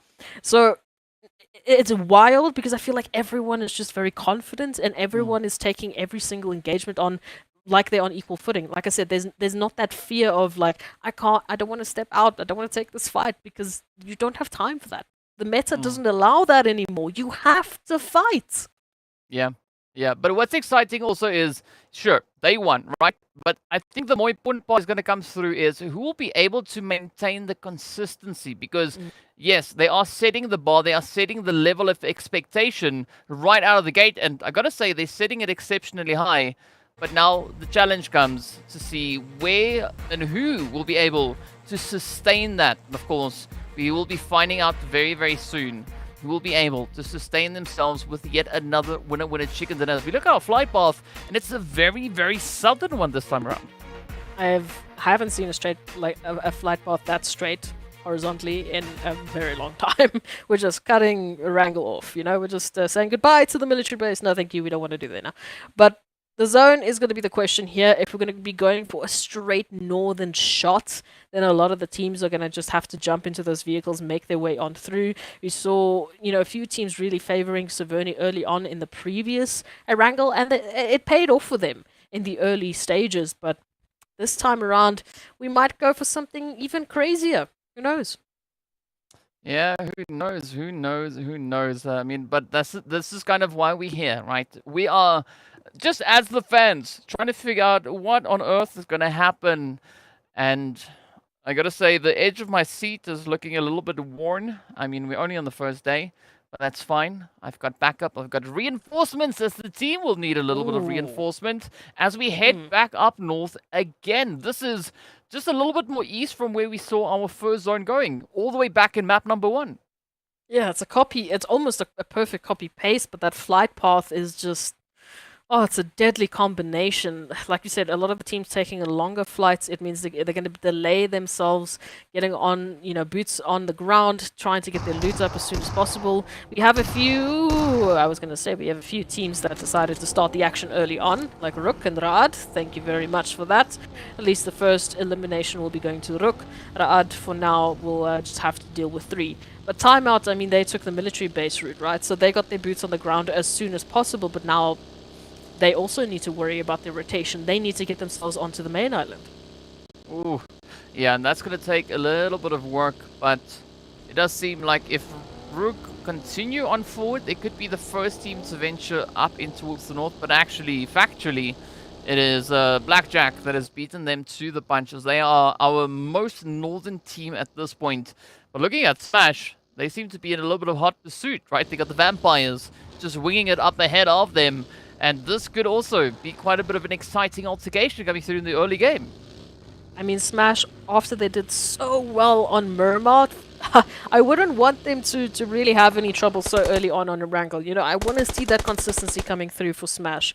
We need some consistency, DK, because then maybe we can start doing predictions. I mean, then we can at least see who is going to be leading the pack on this first week of PMPL Africa. And so far, it's still anyone's game for me. I don't know about you. I just feel like everyone has stepped up to the plate. Well, let's see how many plates there will be to step up towards this. We can see a little bit of our points up at the top of the screen there. We get CRYPTICS already sitting on a very comfortable 38 points to their name. Where are they going to go from here? Currently taking the lead ahead of the pack. And of course, well, the lower end of that board was the players from Blackjack with only 2 points up. So quite a bit of a disparity, 36-point difference, but not too much separating our top 5 teams, right? We got 38, 33, 31, and then we got Smash Team and the World of Battle sitting on 23 points apiece. It is looking spicy. I do like that we're starting to see a lot of the newer faces sort of stepping up in their own way, you know, making an impact, but still it's like the old guard is still here, holding strong, looking to not let go of any of the positions, looking to hold on to PMPL Africa slots as much as they possibly can, and it's good to see. It means that, you know, everyone is staying competitive and keeping up to date with meta, keeping up to date with their skills, and training very, very hard for these competitions, which we love to see. We do love to see it. But Erangel, the final map of the day, DK, and are we going to see another split zone? Are we going to see that waterway coming in to an Erangel finish as well? Well, I won't say no to that. I mean, I would love a little bit of that water action potentially making its way through over on towards Erangel. But speaking about Erangel, look at Raad, right? I mean, they're looking all over the place, but we can see that their rotational pathway is absolutely clear. They can essentially go wherever they choose. Well, aside from Severny, because that is where RUKH currently find themselves situated. But everywhere else towards this northern side, is free for the taking. So who knows? Maybe they could wander all the way up in towards shooting range. It is going to be a little bit of a risky play if they look to push too far north. But as we now move over to the eastern side, this is where we find the players from Virtual Gaming Squad. Of course, Blackjack just a little bit further up ahead. And as to be expected, Blackhand situated up in towards Yasnaya Poliana. But also just behind Virtual Gaming, there is a little bit of a looming threat of GREEDYFORKILLS making their rotation on into the zone.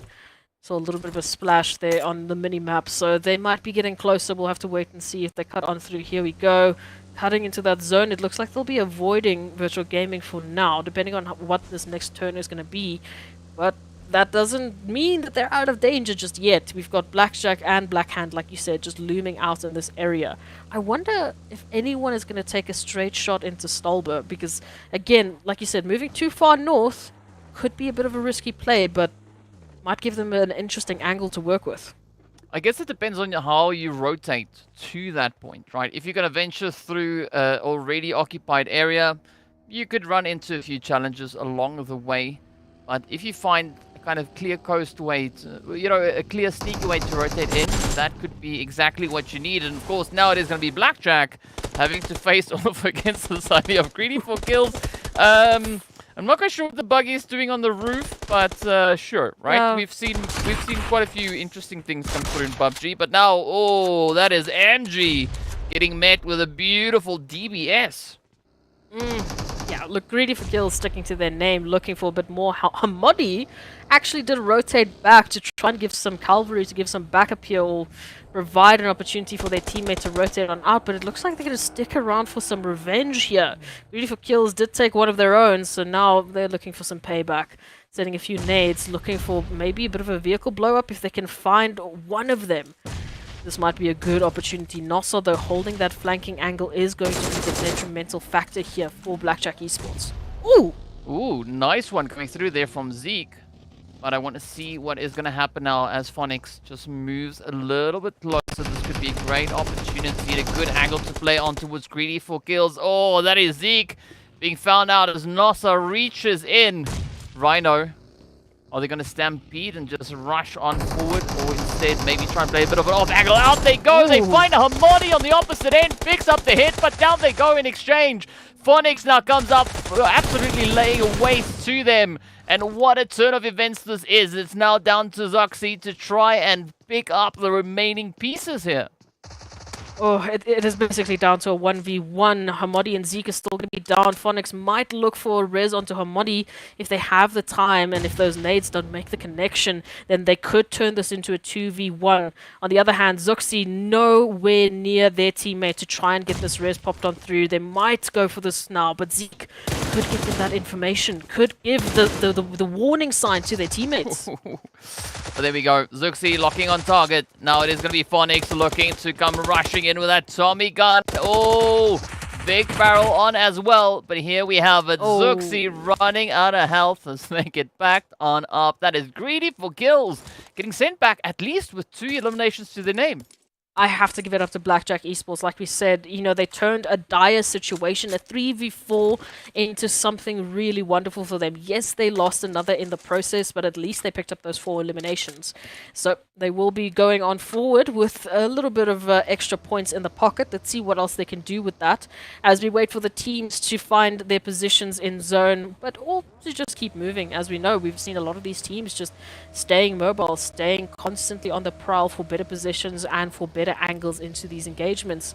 You can see Virtual Gaming being one of those, making a northern approach, not quite yet jumping into Severny, but I do hope they just scout it out before they do go further, because we know RUKH is just lying in wait for any team moving on north.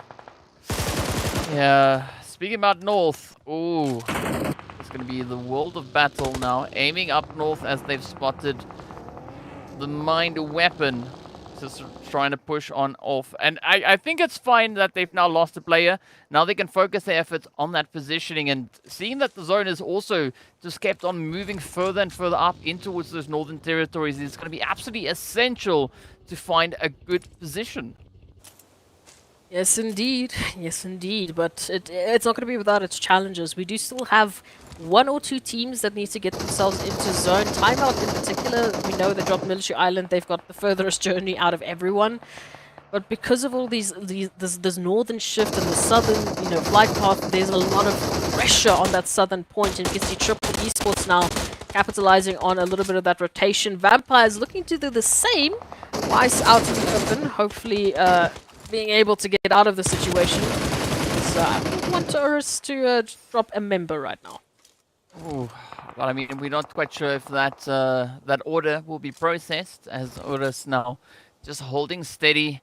I gotta agree with this is not the best position for Weiss to be in. Very spread out play. I mean, there's so many players just crammed over on towards this western side. It's actually quite difficult to figure out where the rest of the team is situated. But Vampires, that's not going to stop them as they try and make a bit of a play over on towards VISTA. But fortunately, VISTA already having that extra little bit of a push over the ridge. Weiss will go down. Ultimately, Vampire is just too good. But VISTA Gaming, as we've mentioned, they've moved on in. They've gotten some of that information. They would have heard the shots going off so that they know danger is out in the open. You can see the rest of URUS all the way towards Ruins, so they were so far off. There was no chance for them to even try and help out Weiss. Unfortunately, they will just have to take a rotation on out, but Zone is going to give them a bit of an interesting opportunity. Because of the way that it shifted, URUS might find themselves in a beautiful southern flanking position of this next zone. Okay, yes, but this is where I got to ask you, which team do you think at this point has the most challenging position to play from?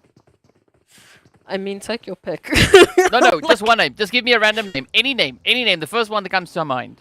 The first one that comes to my name, I'm going to say the Mind Weapon. Okay, so let's say that's the team that we think is going to be locking in that winner chicken dinner. Of course, now RUKH also going to be rolling on right behind them. So, looking at where the teams currently are situated, there's still quite a bit of opportunity over towards this northern edge, right? We do see a little bit of a gap, a little bit of a vacuum starting to be created over on towards, especially the northwestern side. But there's still so many teams who are yet to venture into this next phase. And looking at the current situation, the northern side, I think it's going to be a potential decisive play. I mean, Virtual Gaming, one of the few teams that could be coming through from Severny, they have some massive opportunities here, or at least a lot of space to work with, giving them some great time just to plan out their assault onto these next phases. But you can see they're closing on up towards Blackjack. We can see the Mind Weapon, as we mentioned, they've now moved on in right alongside Rad, so we'll see how they'll be able to hold on to this one. But again, they're not going to be left to their own devices for much longer. We know that southern portion of the zone is jam-packed with teams. Yeah, I mean, you do see the players there from URUS also now falling. VISTA moving in behind them. But here we go. It's going to be the Mind Weapon, Del Harp, keeping a very close eye. We got Rad just up on the ridge line, moving in from that southwestern side. The World of Battle moving in behind them. But as we take a quick jump back up north, it is going to be the Virtual Gaming squad now, potentially finding a few potential angles over on towards the Smash team. But it does seem like Smash are trying to evade a little bit of that damage as best they can. But that could be short-lived, as they do have Titans now right here alongside them. They look a little bit hesitant. They look like they're trying to scout out a safe passageway for them to even get into the zone. Back and forth. You can see sticking into the vehicle's bun, trying to get some information that they can pass along to their teammates. And unfortunately, they're not finding an easy way out of this edge of zone. You can see Bun now all the way into the blue now because Blackjack have pushed them on up. And before that, it was Titans laying waste to their HP bars. So, yeah, it looks like Smash might just be opting for an elimination out in the blue, not to give anyone else some extra points. Well, that's going to be a tough one. Oh, there we go. Hamodi falling victim to the sprays. This is not the best position for Blackjack to be in. A very difficult spot to play from, as they are now solely reliant on what the terrain has to offer. But you can see the Titans getting ready for that push. They want to move the zone, sitting over on towards the western side. Again, very vacant, and that is a very tough run coming through as Blackjack now get picked on up. Meanwhile, VISTA and Lag getting ready for a bit of an exchange. Whoa, whoa, whoa! But just pump the brakes here. Why are we throwing so many nades? It is explosive here towards this wizard tower, and lag. They're just cleaning up, man. They know what happened to them on Miramar, and they have come back with a vengeance. This time they are not looking to go down. Vista putting up a massive fight, but it won't be enough. Lag will reign supreme with those 3 eliminations. I do want to point out to you, DK, the Black Hand holding a very interesting pathing here for timeout because they want to cross the bridge, but it's Black Hand that's holding the other side. Yeah, a little bit of that bridge trolling coming through from Black Hand. And I mean, it's not all too surprising. We've seen them play that kind of strategy before when placed in this kind of position. But now if we look on towards the southern side, it's going to be Lag, the World of Battle, and RUKH who could start to face off. But there we go. The battle is also continuing all the way up north. And this is what I like, is there's action all over the place. Look north, look south. It is going to be action. Ooh. But now, Zeke not going to be settling for that just yet as they move up, looking to bring their teammates back into the fight. One Shot and Malik are going to be down for the count. And I'm not quite sure whether or not Virtual are going to be able to bounce back from this. Oh, but here we go. DWAS now tries to do it, and unfortunately, Puncher denies them access. Oh, that was good timing here by Titans. Virtual Gaming just got a res up, but Titans was so quick with that push on in, and this is what we were talking about a little bit earlier. The Black Hand was actually holding this bridge line, and lo and behold, Timeout actually fought their way through this bridge and have now pushed Black Hand away from this position, picking up a few eliminations on the way. So Black Hand, unfortunately, that bridge troll didn't quite work out, and they are reduced to only Plaza. Well, let's see what Plaza has in store. And we know, again, also Plaza being one of those very, very capable performers. Sitting on the eastern side, not the worst place to be. Seeing that a lot of the action is either north or south. So it could actually work out quite well for them. But here we go, RUKH, keeping a very watchful eye as the world of battle now. Get ready for a full-on push. Already one in. Up comes the next. And that is, again, quick on the trigger. Muhammad now also going to be falling down. But let's see. Will the World of Battle bring in those reinforcements? We still have Hazem just on the back end there. Up comes Kron. Oh, will this be the play? Yes, indeed. That is RUKH just getting punched right out of there. Oh, that was a fantastic showing here from every single team that is jumping. So far, every single team that has jumped into these crazy engagements, they've really done their homework on how to hold and how to execute this as best as they possibly can, or they're just absolutely fantastic in the face of chaos, just pure chaos. But let's wait for the zone and see how our final few moments of Erangel are going to be looking like. We still have a wonderful road right in the middle, so we'll see if it's going to be splitting the zone, and it will add a little bit of spice into this next phase. We can see Timeout and Titans just exchanging a couple of shots. RUKH actually jumping into that, and the Mind Weapon, DK, from your previous little bit of a question, still alive, still trying to hold on. Yeah, they're definitely trying. I mean, you can't fault them on that. And as we now look over on towards the TIMEOUT clan, they are also trying to find a bit of an approach here. Already 4 eliminations to their names, so not the worst spot to be in. But looking at lag, as I'm experiencing a little bit of lag on my side, they are going to be facing into that zone, or at least over towards the World of Battle team. Both teams still having to find that next position moving into the zone. Yeah, moving into the southern portion of the zone, they should feel a little bit of a sigh of relief if they could see the map like we could, but they can't, so unfortunately they won't feel it for now. There's not a lot of teams here towards the southwestern portion. It's really Vampires towards the most western side, and of course here towards the south we've got the Mind Weapon and Lag holding on strong, but the Mind Weapon experiencing a little bit of a brain freeze because all of a sudden Lag has swooped on in for the team elimination, and it's down to only one. It is down to potentially only none. Riva Mexico rushes in and gets the spray. Wow. Lag just lighting that puppy on fire. But here we go. Timeout. They just want to get the heck out of there. They just want to move into the zone. But I like this positioning being held by the World of Battle. Also playing some beautiful elevation positioning here. But, I mean, Timeout. I'm not quite sure where they're going to look to move to, Airs, because if they move too far west, they're going to run into the Vampires. If they move too far east, Titan and Lag will find them. If they go north, that's going to be RUKH.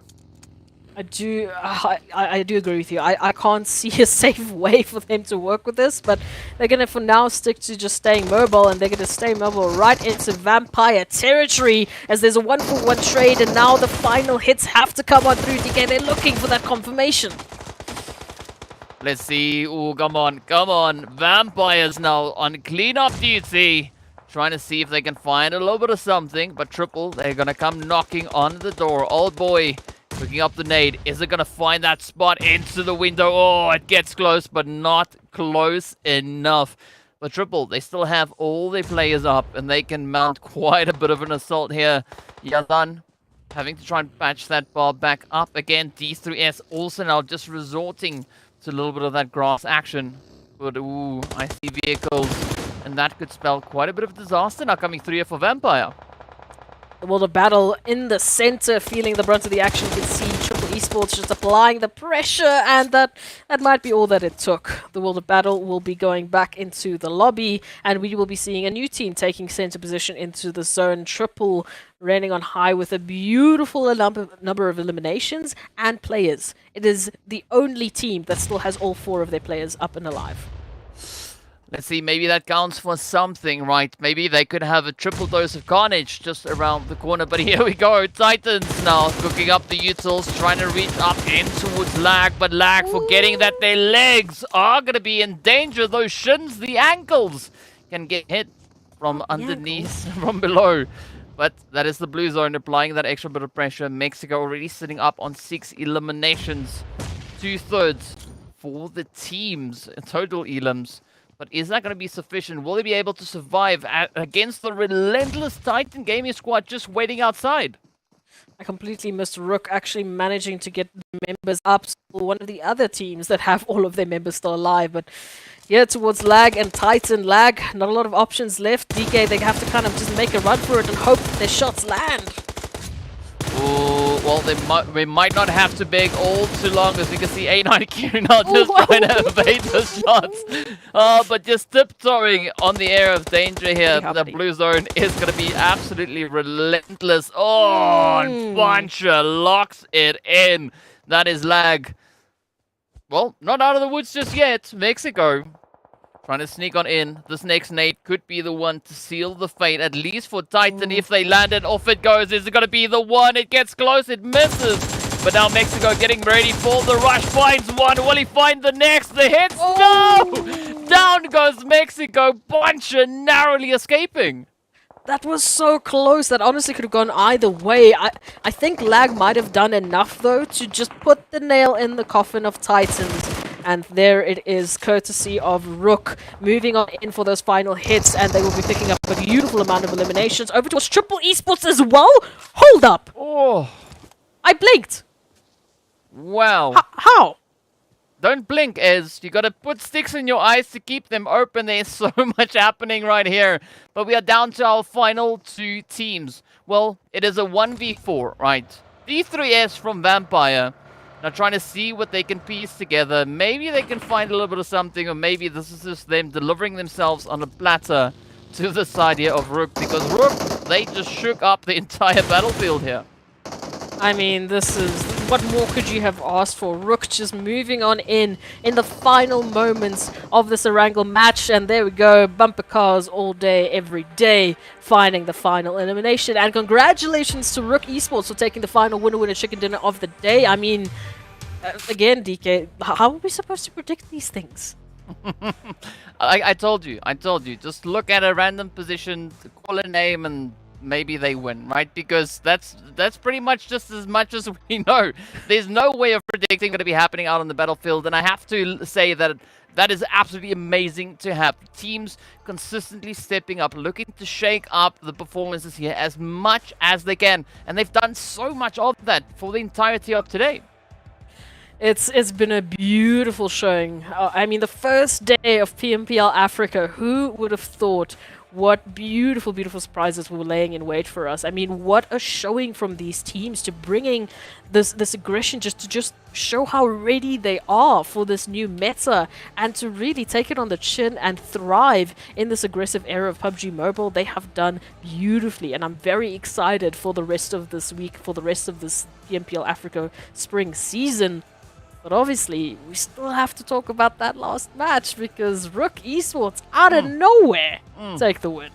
Yeah, but it's not surprising, right? We've seen that happen in 4 games.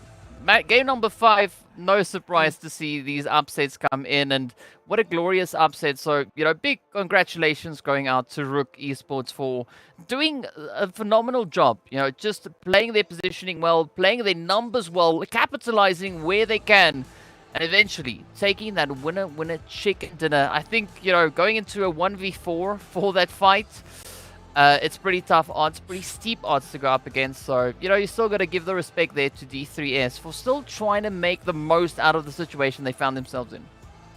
Hey, you know, even though placements are a lot less, they still make a little bit of a difference. You're still adding a different set of points to your overall tally that you couldn't have before. And we know these teams are playing for those bonus points. They're playing for, you know, those fantastic rewards at the end of the day. But it's going to come down to every single day's performance. It's going to come down to every single point that you can manage to scrape on by to add to your tally, because it's going to make a difference at the end of the day.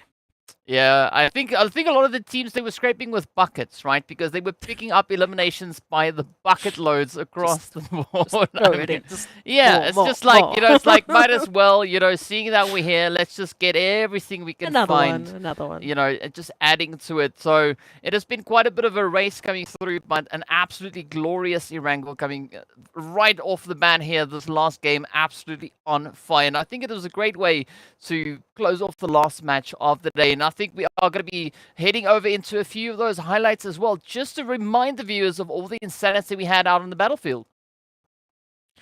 Right around the corner, it might actually be, because, I mean, that last Erangel, we'll just get another taste of it, surely. I mean, we had such a balanced map pool today, but we had such an unbalanced set of performances. I mean, every single team took their own opportunity to be at the top, to be the dominators, to be the terminators for their respective performances and their respective maps.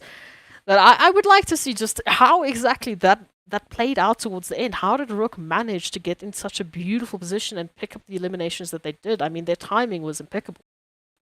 Yeah, the timing was definitely looking quite phenomenal. I mean, and they played so many different positionings, right? We saw them down on the southern side of zone. They moved over onto the east. They went further up north. They played quite a bit of an active, quite a bit of a mobile positioning as well. So we were talking about this back on the first Miramar, right? That mobility definitely being something that the teams can look to capitalize on. And that was something that we just saw now playing into fruition, right? RUKH doing exactly that.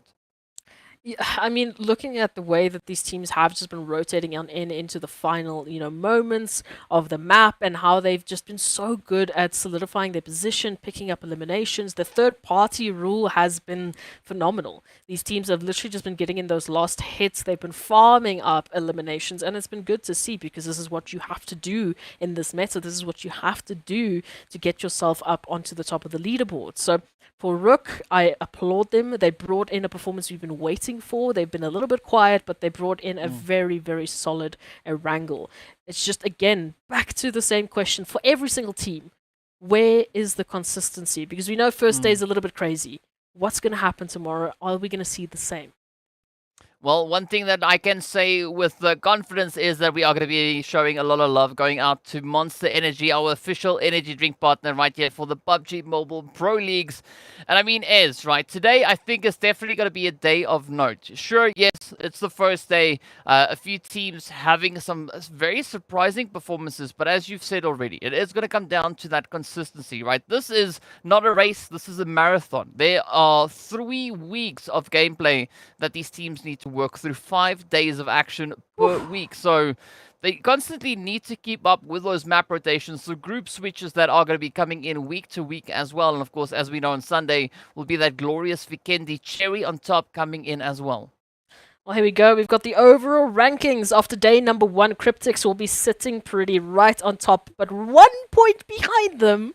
It is RUKH Esports, our last winners of Erangel today. Arab Golden not far off either. Wave, Titans, a beautiful showing from these teams. And the second page not looking bad at all, DK. 23 in 9th and 16th in, well, 16th. Yeah. You know, That it's works out like nicely. it works. Yeah, if it works, it works. There's no point at looking, you know, too despairingly at these points. But of course, we know this is only page 2 of 3, as we have 20 teams that are participating. So curious to see what the points will look like once we move in. But I mean, there's not a lot separating the teams on the second page from the teams sitting over on that first page. So moving into tomorrow, the teams will need to step it up, right? They cannot slack for a moment, because based on what we've seen already today, it's going to be a pretty tough competition. Yeah, and we're still sticking close. I mean, we've got 38 as the maximum. I can't remember the last time we've had such a close overall ranking after a single day of play. I mean, we've gotten used to before, you know, teams just smashing it out of the park, picking up a ridiculous amount of points in a single day. I remember in PMPL last season, we had a team actually able to pick up, what was it, 100 points in a single day? Or a single weekend of play, or something like that. But it was ridiculous. But again, placements have changed, and we have to just get used to this new trend of play that these teams are bringing in, and they've been, like we said, just adapting to it brilliantly. Yep, they definitely have. And I mean, it's great to see that the teams have already also had a little bit of an opportunity to get themselves accustomed to this new meta, right? With the point system changing up, that has kind of forced the teams to play the game in a different way, right? So the strats that worked in the previous season of PMPL, it's not going to work in this one, because, you know, the points are different, right? Different expectations, but it does seem like the teams are super eager to step up to the challenge, right? They bring in that aggression, they bringing in a lot more of a dynamic approach, and this is what makes me so excited to see what is going to come through for the remainder of this 2023 season. I mean, it's same but different, you know, like, compared to the format that we have in the previous season. Now bringing in those different points with the placements, it's brought in a new era of PUBG Mobile that these teams seem to have just been waiting for. They've been waiting for this focus on aggression, because we were worried that there were going to be teams who haven't yet adopted that aggression, haven't yet adopted that aggressive, you know, energy, that engagement heavy play style. But so far, everyone is looking like they have been waiting for this meta. Yeah, well, now it kind of forces it onto the teams, right? Either you keep up, or unfortunately, it's not going to look really well for you. So, first day, getting off to an absolute bang. A lot of aggression coming through, some pretty impressive elimination figures being brought in by our respective teams. And as we said before, this is just the start, right? Maybe it was the first day jitters, maybe it was just a taste of what is yet to come for the remainder of this week. We'll only find out as we move into our latter days. And of course, tomorrow we are going to be returning with the same groups, but a different map rotation. So the teams are not going to be starting off over on Erangel. Instead, they're going to be starting off somewhere else. And I think they're going to be starting on Miramar, if I'm not mistaken. So excited to see how the teams are going to be moving through these new challenges. Yeah, we have a Miramar heavy day tomorrow. We've got 3 Miramars as opposed to the 2 that we only had today. So we had some ridiculous eliminations on Miramar, and I think we should be seeing that trend hopefully continue tomorrow, unless the rest of the teams all just collectively pick it up at the same time, which I won't be too mad about. No, I think we can bring it. But it's going to be interesting to see how these teams really do bring that consistency, because again, you know, the jitters, the first day, all of that we've already spoken about. How is day number 2 going to look? How are the teams going to be looking after that first day of performance? You know, is this going to be the motivation they need? Or is this going to be a little bit of a worry for them that their first day didn't maybe go the way that they were hoping? I mean, especially for Giants from previous seasons, they have targets on their back. They have expectations on their back. If they're not meeting them, that might be a little bit of a mental game for them. Well, there's only one way to find out, right? We got to get into the action. But I think that is pretty much essentially, you know, all that we can say about what we've been looking at today, right? What these teams have done, how they've performed, what the points look like, and of course, what our expectation is moving into the next and later stages. I just want to double check with production that we don't have any other graphics or something that we are going to be looking at. I think so. We wait Right? for the production ears to tell us. For production to speak in our ears and tell us what else we might have to cover. But I think it was a good day, DK. I think this first day was a smashing way to start PMPL Africa, to just get back into the action, you know, to dust off the rust from not casting PUBG for so long, and good to be back in the action. Yes, we can hear. All right, so I think on that note, we are going to be, well, saying a good night to all of you. Thank you so much for everyone for tuning in. I hope you enjoyed all the action like we did. And of course, we look forward to seeing you all back again tomorrow as we move into a new day, even more action. So until then, stay fresh, stay frosty, and we'll see you all back again soon.